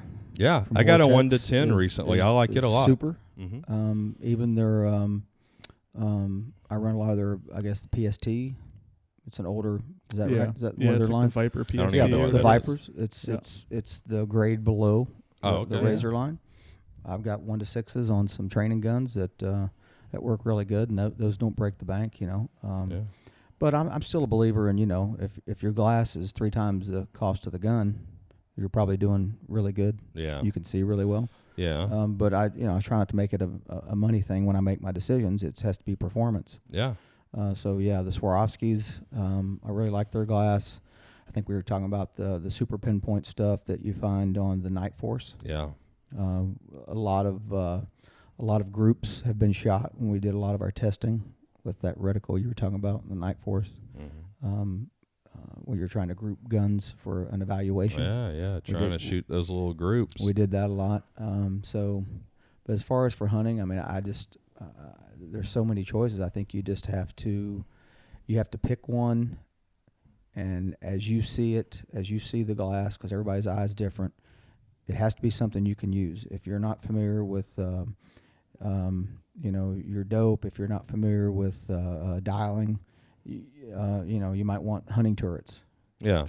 I think more important than the scope, the brand, the glass, is that you know how to use what you have. Confidence. What do you? Okay, so let's say you go on your elk hunt. Are you using traditional like hunting reticle, or are you using something like a horse reticle? I've done both. Yeah, me too. I've used the H59 with success. I've used I use a reticle. I think we were talking about it earlier. I have a Zeiss. Yeah. An older Zeiss that has has a ballistic reticle in it. So you enter all your information into the Zeiss website, and it gives you your holdovers. And oh, really? They have it on the Zeiss web? Oh, that's cool. I didn't even know that. So my dope card that's on the rifle is based on the reticle. Yep. Rapid Z reticle. I don't know if you ever heard of that. They have a Rapid Z 600, a Rapid Z 800. But you know how it is. Like, there's all these different versions. Mm-hmm. But, I mean, my feeling is you get something that you like. And, in reality, at the end, all you got to know is somewhere in that, what that mark, translate that to a yardage. You range something and you shoot. And if you're going to shoot far, practice being able to identify some wind characteristics to bias your shot. Yeah, you just, it goes back to knowing your gear. Yeah. Know thyself, seek self-improvement, that Army jargon. Yeah. If you want to shoot long range and you want to shoot an animal long range, it starts out with the bullet. You got to have a bullet that has terminal performance. Yeah. Right? You're not just poking holes in paper. That's right. If you're shooting 1,000-yard silhouette, maybe you don't need a hunting bullet. You're shooting for fun, right? Yeah. So you're choosing your bullet, and do you know how to use the rangefinder? How does that correlate with the optic you have? Are you going to dial it? You're just going to have a crosshair with a dot. Mm-hmm. So I think, knowing your equipment, it goes a long way versus, do I have the $3,000 scope or the $800 scope? Money does come into the effect of clarity and cutting the glass, and I realize that, but it's like I started out, I learned on the horse reticle, so I thought that was the stuff. And then I had to learn to dial, and some of your guys then taught me that after. And I go back and forth now. And we were talking last night, like I actually like to dial for elevation now, but I like having the horse reticle to hold for wind. 100%. Yeah, and that's kind of like and it'll probably be different the next couple of years, but that's where I'm at right now. And I also... it's nice to have the Swarovski or the high-end Leupold or anything else that costs a lot of money. But our buddy Chad, he got a... he was using a Vortex, wasn't he? No, it was Right On or Righton or what is some new... Oh, I've heard of that, yes. And I think it's probably made at the same place like the Vortex mid-grade stuff is made. But that was a 1-8 that was a lit reticle that was retail $350. And my man with a 16-inch 6.5 was making consistent hits at 1,250 meters with that. That's amazing, yeah. Yeah, and it's like a scope that costs less than the ammo we shot in a day. Well, the lower, all the brands that have their tiered marketing, you take that scope you were talking about, the Mark series with Leupold, and then you have the VX series, and then you have the Rifleman series, 3x9x40, your classic. Yeah. Who doesn't have a 3x9x40? Right? Yeah. That was the only scope 25 years ago. My 30-30, my 30-30s, that's what I started out on, 3x9x40s. Even back to the old Leupold fixed powers. Yeah. I think it was a fixed, Ranger fixed battalion. 4, right? Well, they had a fixed 4, and then the Mark 4 was10, the fixed 10 for a long time. But reaching back to the 60s. their first fixed power scopes. Yeah, so little tubes. Yeah, so we get all hung up on, and like I love if I'm trying to shoot groups dialing in and having as much power as I can, but what we realized last week, and I think a lot of the guys that were less experienced realize is like you can make shots at 1,000 yards with a 6 power scope. Sure. And 6 power, you think like in World War II, what guys would have done for optically a great scope with 6 power. It would have been a game changer for a lot of snipers in World War II. And now, like, we think of that as like 100 meters. But, I think the difference is, with those 1 to 6s and 1 to 8s, if you've got good light, you don't need the higher end scope. I think the biggest that I've seen the change in the higher end lines of all these different competitors or brands that we're talking about, and the way they make the glass and the light gathering capability, and when it's that early morning or that late evening, the magic hour when the animals are moving, that's where that extra money comes in. It is, and especially as you get to be our ages. Exactly. Yeah, that early morning and late afternoon, it gets dark faster for us. And it's more important to me moving. now. Everything looks like a deer or a bear. Yeah. Bear stump. So you got. I know I got a good optic when it's 100 meters and I'm looking at it, and I look through my scope and I can see it 10 times better. That's a good feeling. But the idea too, we talk about being, like magnification whores. Like I want to dial up the 30 power. Well, when we were in Wyoming the last couple of weeks, it was in the 90s most of the time. Like you're not using above like 12 or 15 power. You can't see anything because of mirage. Yeah, it's blurry. I mean, you can't see anything. Yeah, so there's all that. All right. So fixed or folding, and I wrote this, and then I realized this applies to knives and firearms. But I was thinking knives. What's your opinion on those two? I carry both, so I've got my folding right here, for cutting chores, super fast cutting chores. But I also might be wearing, a high-end fixed blade on my hip. Also, a lot of times I'm wearing. If you've seen some of the. The hunting gears where you have everything on your chest. It mimics a combat rig. Yeah. So I got my binos here. It's got a concealed pistol pack behind the bino. My rangefinder pockets here. I don't have this one with the pistol situation. Yeah, they're really good. Why you need that if you're carrying a rifle? Eberly stock. Well, you always got to have a backup. 2 is 1, 1 is none. Yeah. So carry a buddy. But on the knife thing. I want the ability just to pull my pocket knife out, but I also might need that fixed blade for some heavier work. Yeah. Because your pocket knife isn't going to get inside, and if you're trying to cut the ribs out of an elk, I don't want to be up and reaching up in there with something that's not locking. So if you're carrying like the old style case, you may want to have a fixed blade on hand too. Yeah. Just like the knife I gave you. You heard that, Jay. He gave me. He didn't give us. We got to get Jay one. No, we do not. Absolutely not. There we go. Well, Q can take care of that, right? He crashed a drone. He gets nothing. I know. But like on my pack, my pack I carry. I got it out in the Jeep outside. I've got a Go Ruck pack. I've got my med bag on the back, with the medical sign on it, my tourniquet and all that stuff, and I have that right there strapped right next to it in the motley section. So even on my bag, I've got a knife I can get to that's going to stay there. It's not going to fall out, And I've still got it on. I may have one in my pocket and one on my vest also. So I may have 3 knives. I need to get that med kit. So when Jay makes me cut him, I can use that tourniquet and save his life. It's not your knife until you cut yourself with it.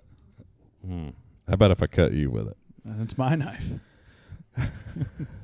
What are your thoughts on 300 Blackout? Ever heard of it? Yeah, I've seen a little thing. I saw it once at band camp. At band camp. Played with it a little bit. Man, what a great question. I mean, I think it's revolutionized the AR hunting field. Yeah. I know I use it all the time. Everything from hogs to whitetails. I even took it on my elk hunt last year. For real? In Colorado. Sure did. Wow. Yep. 300 black on elk. Yep. I would do it within, depending on barrel length, I would do it within a couple hundred yards. I was running an an 18-inch white oak barrel on a gun that I built back when I was at the unit. I was shooting, some TSX. So the Barnes 110s that we did for that. Shooting Barnes good bullets. Bullet. Oh, it's a good bullet. I shot it. I've shot it on on pigs and deer, East Coast, so I knew what it would do. And I had my parameters. I knew what distance I wouldn't shoot, and I knew from the past, like I said before, all those offhand shots I'd taken between 0 and 100 meters. I'm like, you don't need your short mag. I'm like, why wouldn't I take and try this out? Obviously you got to respect the animal and not violate your parameters on the shots I'm willing to take. Yeah. But with that said, I'm with you. You got to be careful because for me, people freak out. Oh, it's unethical. But I've probably killed more animals than a lot of people, and developing that bullet for that cartridge and everything, and testing it on a lot of animals, sure, human size and bigger. There's nothing in North America with your gun with an 18-inch barrel I can't kill with that. I agree with that statement. The ethics of hunting is within the human. It's within the individual. Yeah. So I can't stand when somebody says, "Oh, that bullet's unethical." No, it's not. It's like same argument with the handgun. What's evil? It's the hearts of man that's evil. A criminal with a weapon.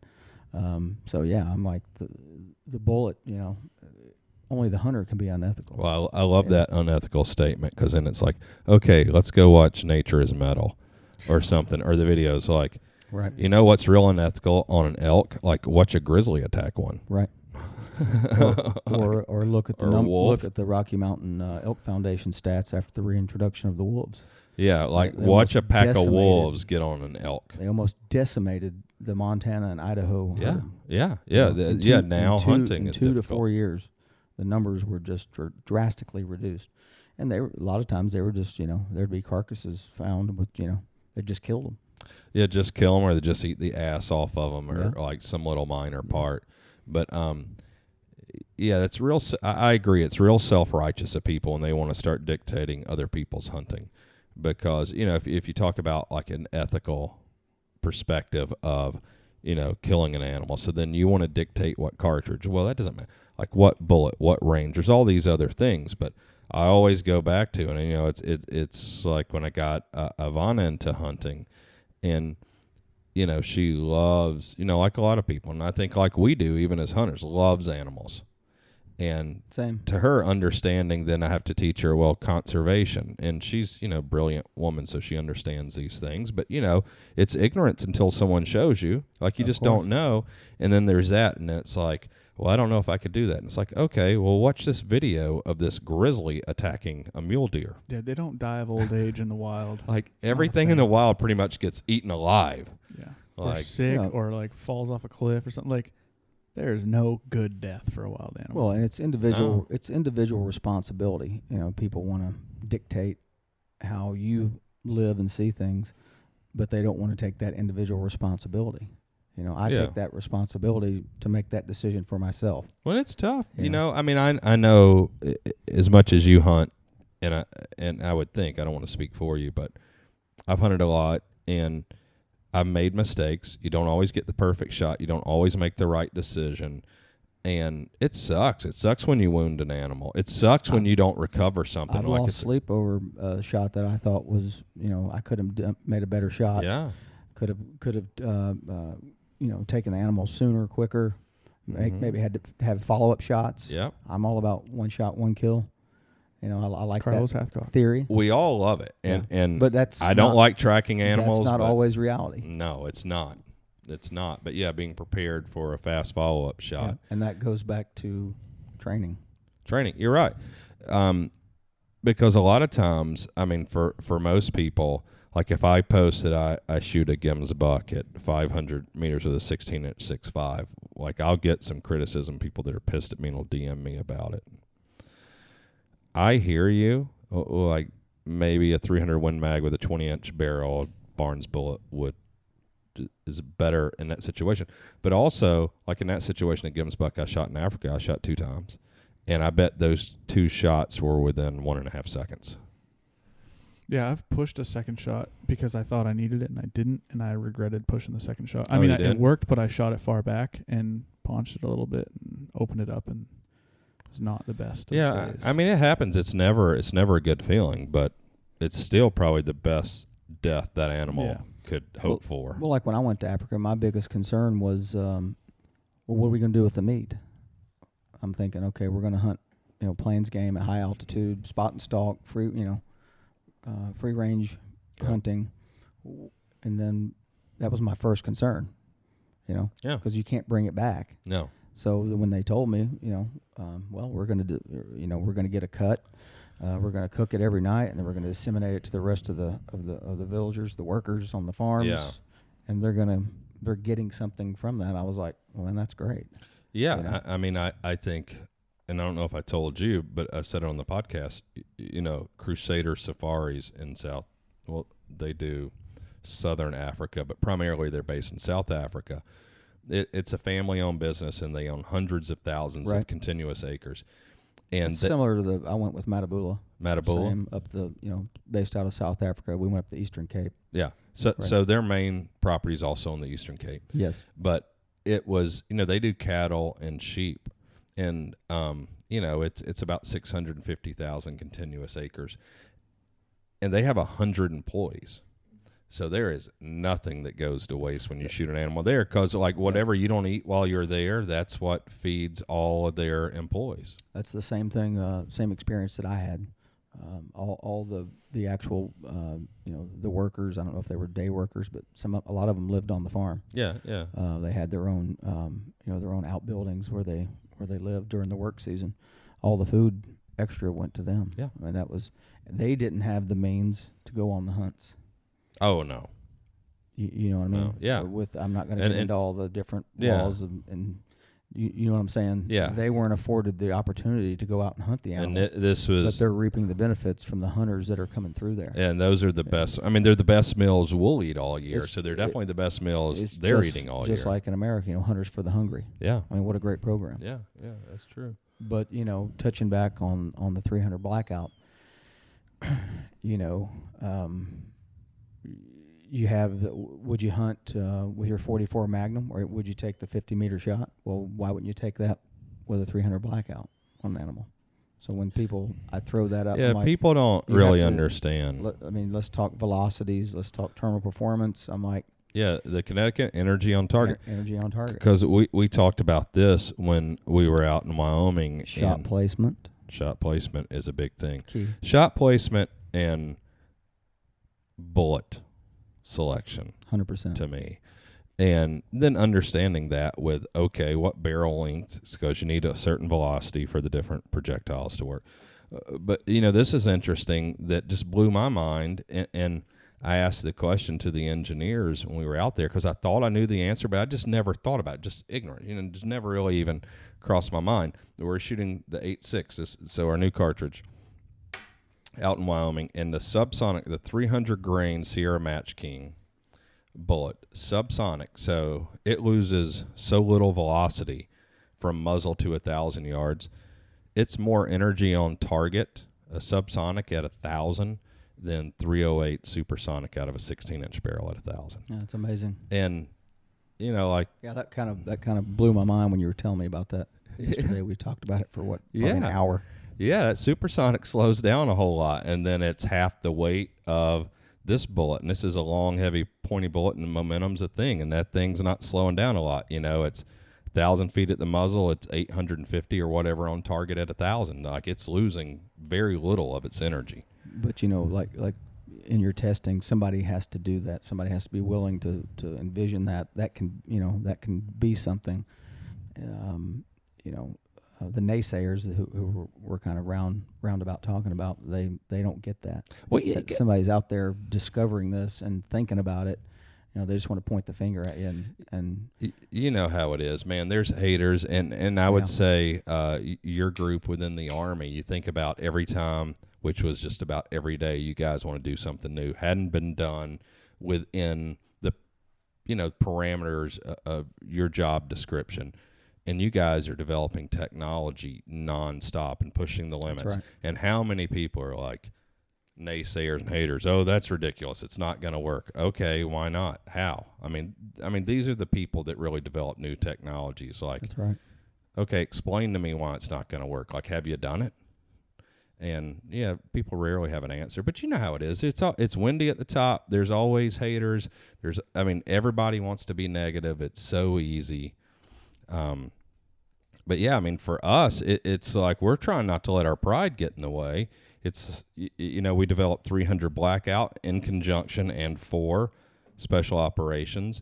And then, and I told you last night, and I've talked about this before, Ethan and I, before 300 Blackout was even adopted by the military, we were working on the big brother to it for 308, and we're just now getting around to finishing it up. See, even with me working when I was still active, working on you with the 300 Blackout and those early years of that formative time, and that being a military applied cartridge, I had no idea this was coming about at the same time. Yeah. If Remington hadn't been so stupid, we probably would have had it out 6 or 7 years ago. But it's all right. But, one thing, the time allows us maturity, and we learn a lot from working on other things. But then also having the experience of 300 Blackout, like what would we do differently? And then It's super exciting to me, and it's easy for me to get motivated and passionate about it because, oh, God, now, like we learned this about fast twists. We learned this about subsonic expanding bullets and how they can open. We learn, you just go on and on and on. And all the things that we learned and we would do different if we could do, with the wisdom of retrospect, what do we do differently about 300 Blackout? And we have an opportunity to do it now. Oh, my Lord. I'm so excited about this. It's like whatever else. Like, what's your favorite thing you've ever done? Like, hopefully it's the next thing.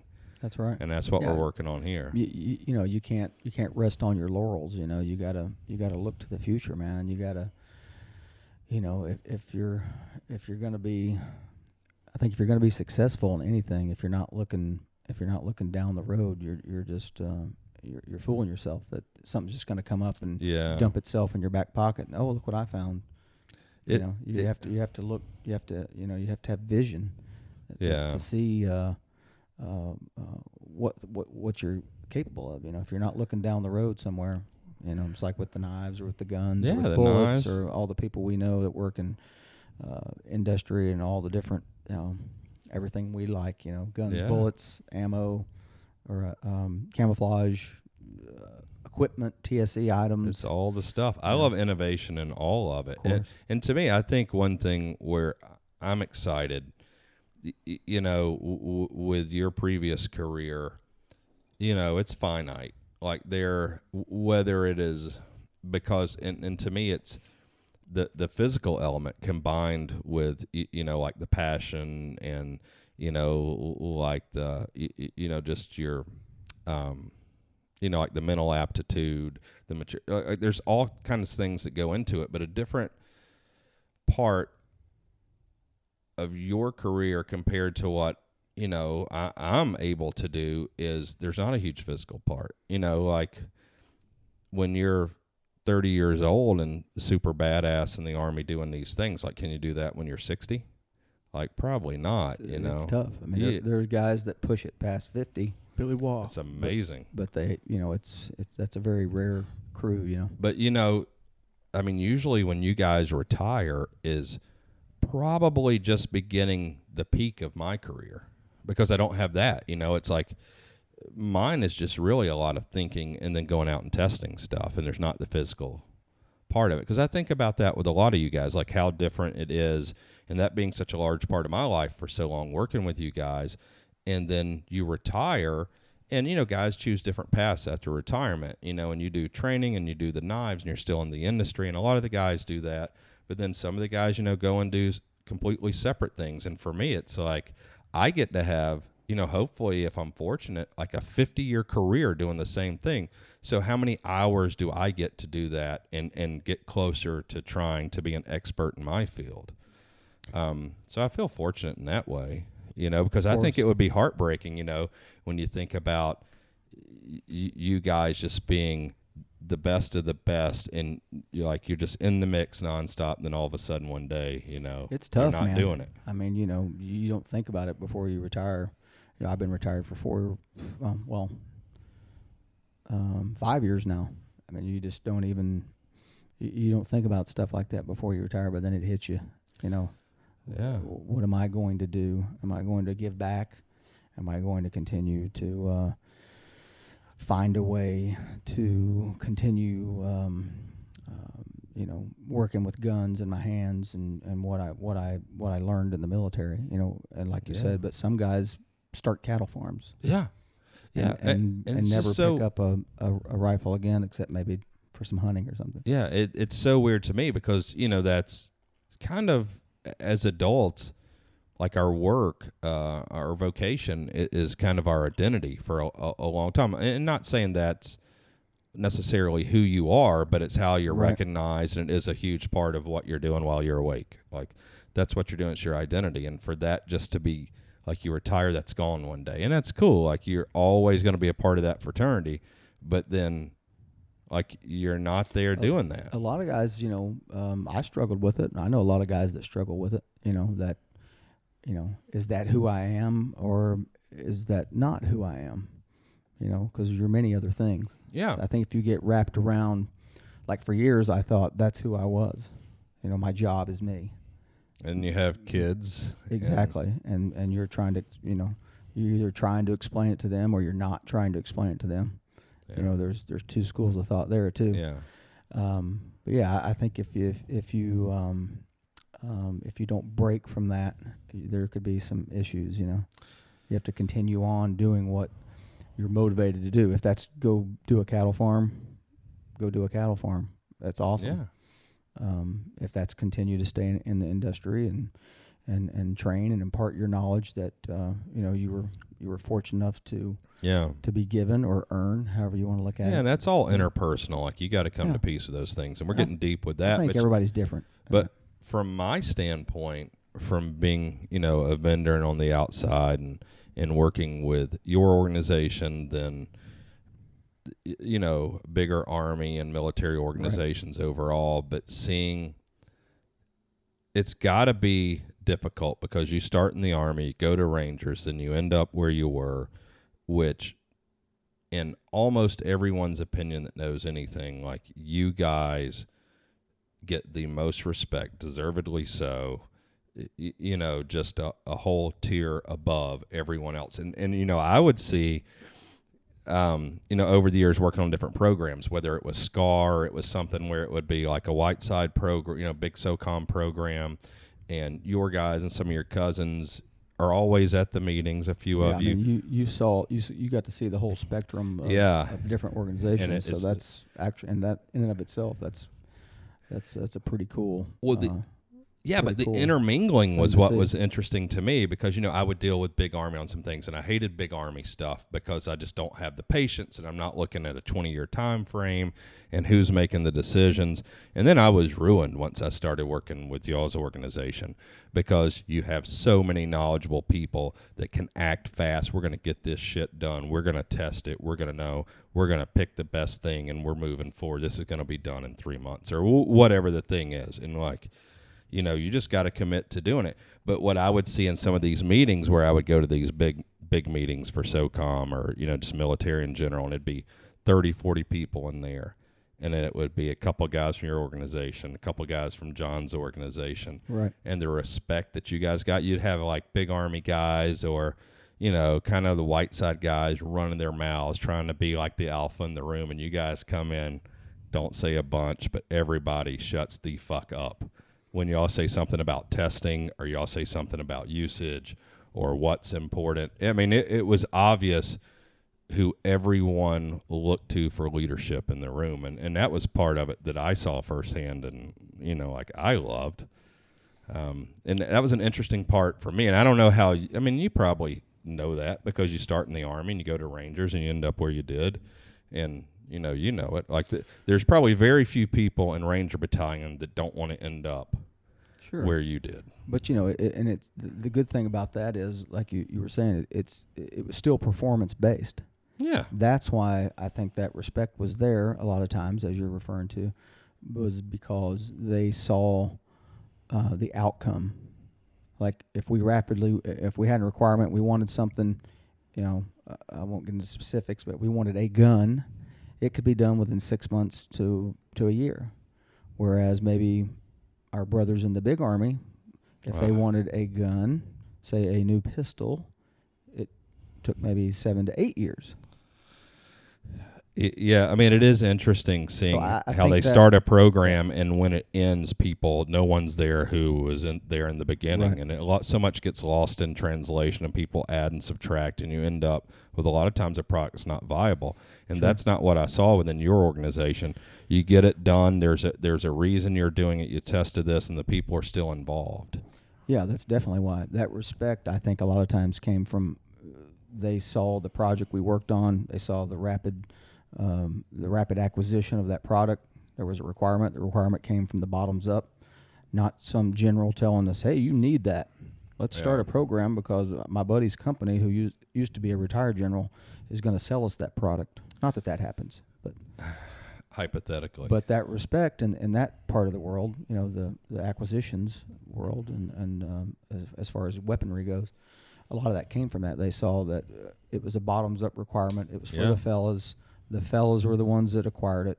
They tested it. They worked with all the motivated guys like yourself and the other companies out there, the Knights and Leupold or any of the optics companies that, every company would submit us something for whatever the requirement was. It was interesting that you guys are able to make the best choice. And sometimes, you have a product, but you also have a company and an organization, and like how easy is that company to work with? How committed are they to this innovation? How important, and that all those things can play a factor. But in the end, that referring back to what started this conversation, the respect would be because they knew we didn't pick a product because of who owned it or I can testify to the name behind it.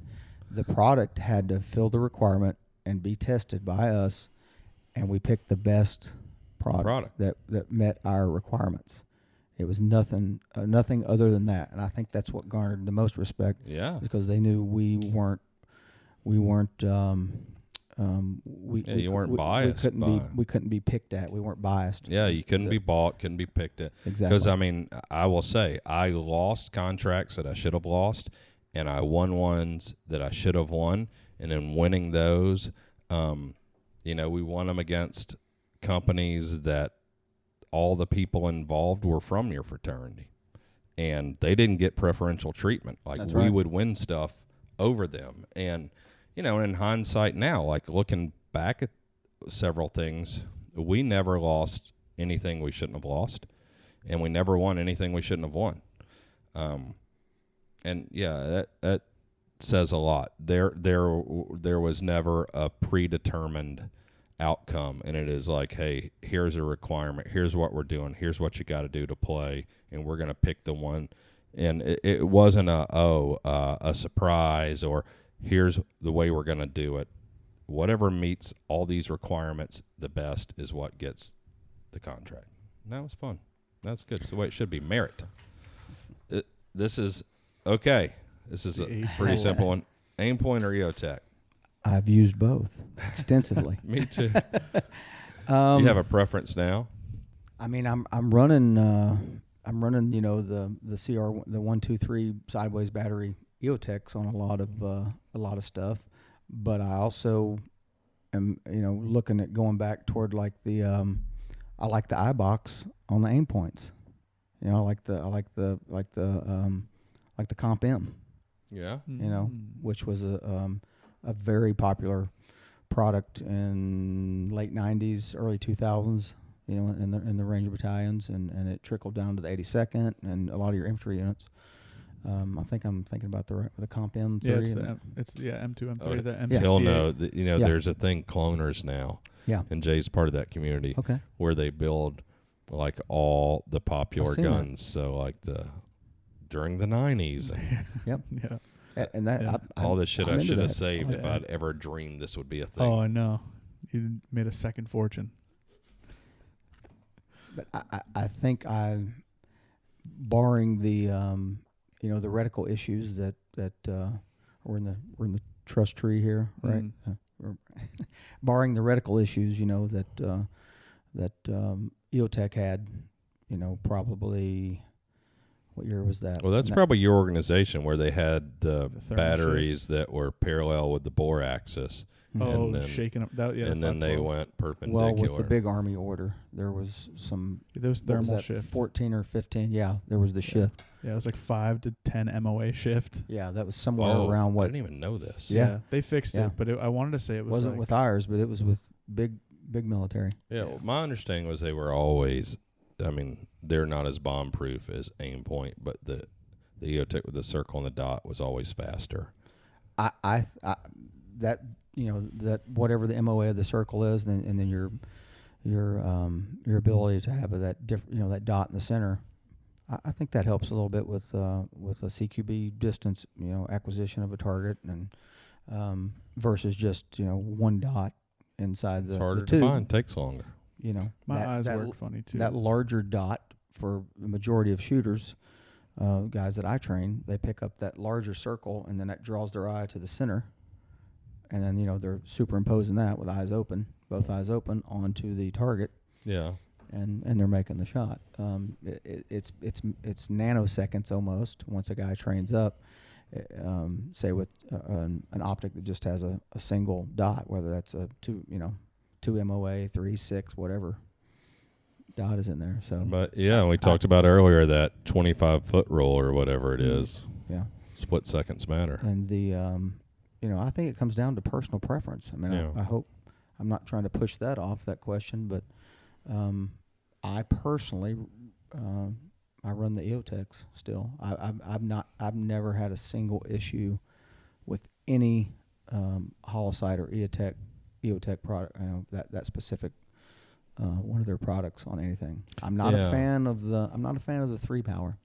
I'm not a fan of it makes a dot big. Of the fold. Tom talked about it last week. Yeah, he didn't like it either. Yeah, but I think and Tom have talked about that before. When we were in the office together, a company near your area up here had developed a single mount for us that optimized the distance between the glass of the Eotech and the front glass of the magnifier. Think about that, because if you had the opportunity just to put it on a top rail, you could split it up. You could the person that wasn't in the loop, you could put that thing a long way apart, right? Yeah, jack it up. So, but we did find out that there is an optimized distance that you should use. So the majority of the problems with running a magnifier, behind it 3-power, I think there were 3. A lot of your users never knew what that optimized distance was. So you had zero shift. You had, right. I guess you would call it a parallax issue. Yep. That led to the zero shift. Do I zero it with the magnifier and then flip it to the side and then I shoot everything after that? I mean, there's always that question. How do I zero it? Do I zero the hollow sight and then just use the magnifier as needed? I think that was how it was intended, but I think people found issues with that because of what you're saying. There was with big that. issues. Seems like zero because you're going to be shooting closer without the magnifier, so zero with the magnifier. Yeah.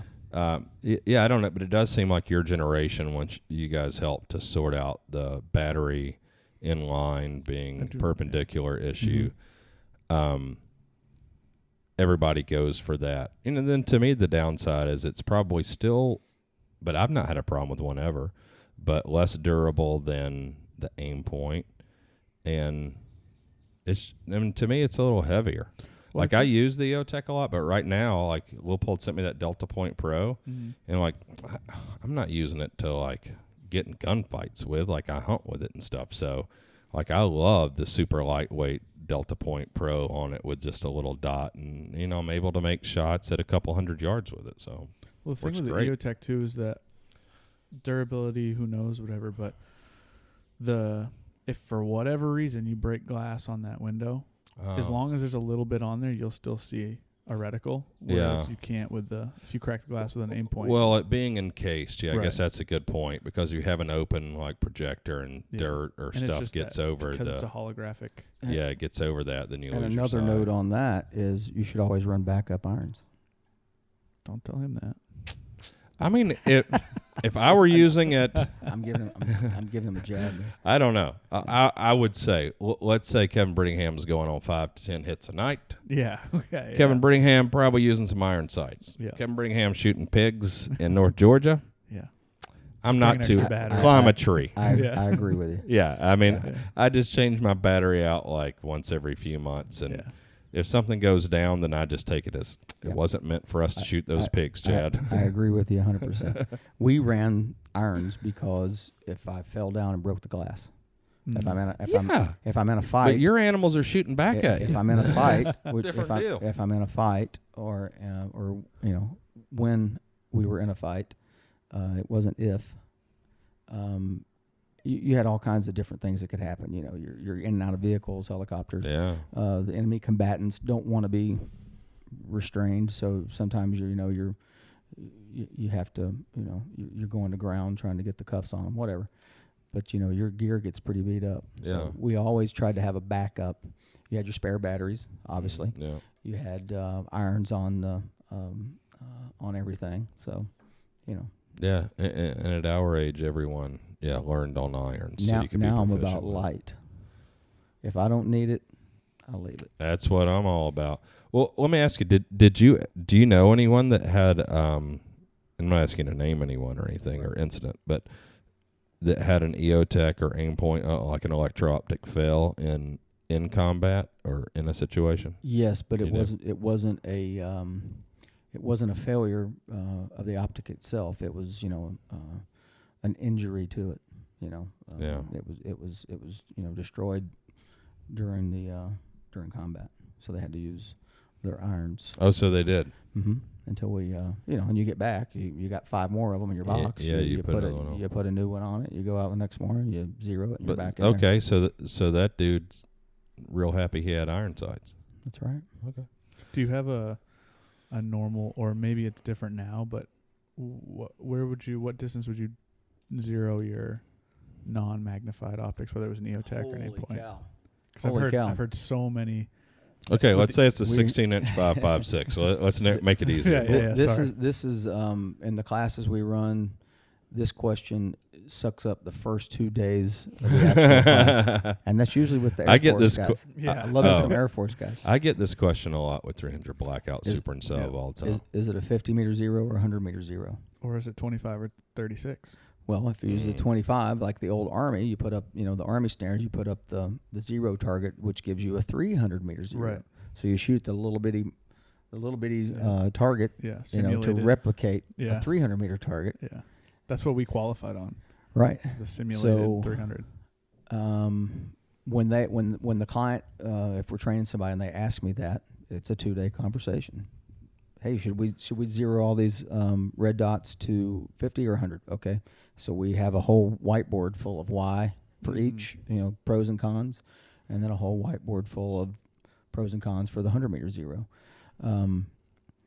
It depends on, from what we've seen, what length of barrel you're shooting, what grain bullet.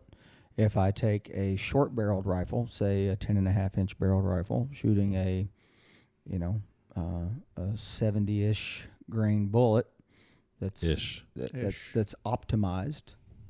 Okay, and I do optimized, so designed for short barrels. If I do a 50-meter zero, is it back on at 150 or 163 meters? You know what I mean? When it's going through its arc, because bullets always fall. They're always going down because of gravity. You always see those drawings in the pictures where it looks like the bullets, it's never going up. Like your sight's above your bore, people. That's what's going on. Exactly.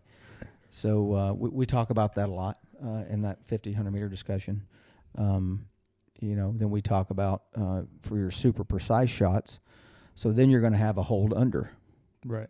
If it's a super low percentage shot, you got a bad guy shooting at you. He's over there. He's got cover. He's got rocks, and he keeps poking his head up in his rifle because they don't aim, right? And he's just spraying at you. And you got to take a super precise shot. Now you've got hold under and hold over to deal with. If you got guys at 300 yards over here, fighting you from both sides. It's getting complicated. with 100 meter zero, this is how I explain it to the guys, and then we let them choose. Everything's holdover, because the minimal distance between 0 and 100, and most bullets, the average shooter can't shoot that difference anyway. It's within. Especially offhand during stress. Yeah. So we kind of let them decide, and that's just one or two of the parameters. That's interesting because, the all hold over, it's one thing to remember rather than two. Right. Yeah. Huh. There was a video going around for a while of a gentleman named Sean Ryan, who was a Navy SEAL, and he was you've heard of them. I don't know. Yeah, they're Navy SEALs. Yeah. Yes. I'm not super familiar with them. And he was explaining with 5.56 a 36 meter or 36 yard zero with the Eotechs. And basically from what he was explaining was everything from 36 out to 300, or maybe it was 500. I think it was 300. If it's within that circle, you're going to hit it. Yeah, they've got the new name for it, the combat, what's it called? This is a movement. There's a nickname for that. I didn't know that. For that whole genre of zero. Man, I've got I didn't know that. We'll look it up. With your AR 5.56, what's your zero? Depends on the barrel length. So your 10-inch barrel, what's your zero? I've done I usually roll with 50 on that, and then if anything, 16 to 18, I'll do 100. That's exactly what I would do. Same. And also, are you running an IR laser on there? Parallel or converging. Yep, exactly. Now we just went down another rabbit hole. Yeah. Parallel JP, parallel boy. Yep.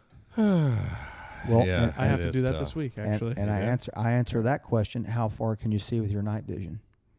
Most of the time, to take a shot and figure out if it's a foe, it's less than 200 meters. So do you have to worry about paralleling or the converging point of aim, point of impact for the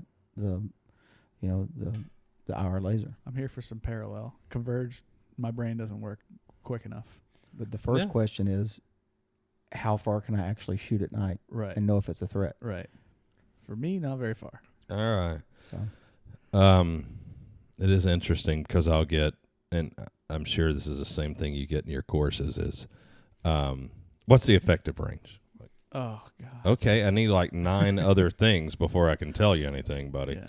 But, the thing, easy for me to get aggravated, which probably you and you're more patient than I am, is it's, ignorance. They don't know till they know. So you start explaining all these things, and it puts it out there. And then, you're right. You got to let people decide. So now you're doing training.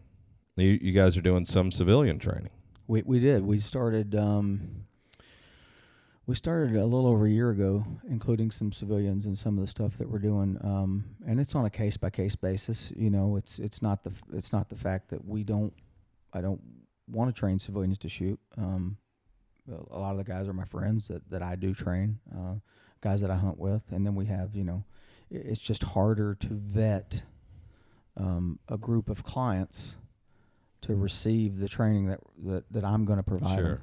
It's just super hard. First and foremost, as with all shooting events, it's about safety. So it's hard for me because everything I do is word of mouth. I don't have a website. You don't even have a website? Nope. Well, what's your facility called? The training facility in Tennessee is called Eagle Ridge. Eagle Ridge. Eagle Ridge Outfitters. That's right. And so you set it up primarily to do military and Fed training. Yep, it's 220 acres. It's private. There's no day shooters coming in. It's double gated, one way in, one way out. We have a Department of Defense safety document on the place. An 18-page document. So, and it's just more ammunition in your magazine. When somebody asks, "Hey, has your place been certified?" Well, yes, it has. Yeah. Like I said, it's about safety. So most of your training there is pistol, carbine.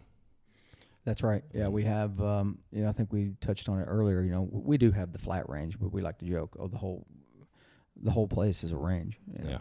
But similar to probably like I saw some of the pics from your place in Georgia years ago. I have a 300-foot mountain is my berm, And I've got trails, very similar to mine. I've got trails cut in it to where I can get the side by side. I can put 8 pieces of steel in there, drive it out, set it up rapidly, create different scenarios, drive back, and we're shooting again. Yeah. Or you can walk to that. You can do fire maneuver, live fire maneuver, which is you don't see that often, like you were talking about. Not even be able to draw your pistol in a lot of your indoor ranges. So we wanted to go the opposite of that. I wanted to build a place to where military, law enforcement could come and train, and it be realistic training.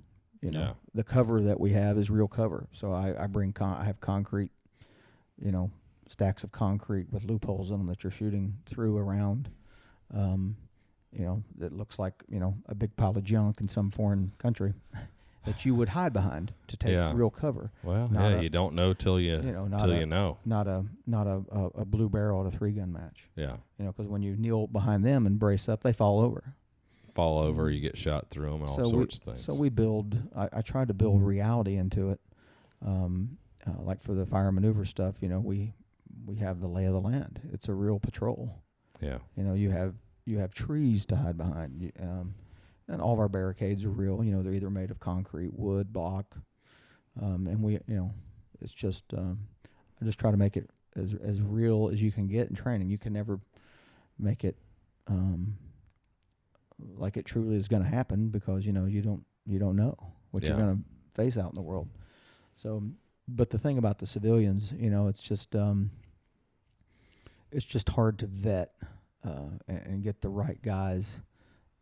That you want to train, Yeah, and I could assume. I don't know your patient level, and everyone's varies. But once you get to the level and the background that you have, then going back to handgun 101, there's no way I could do it. And I shoot 1% of what you do, and there's no way I'm going back to handgun 101.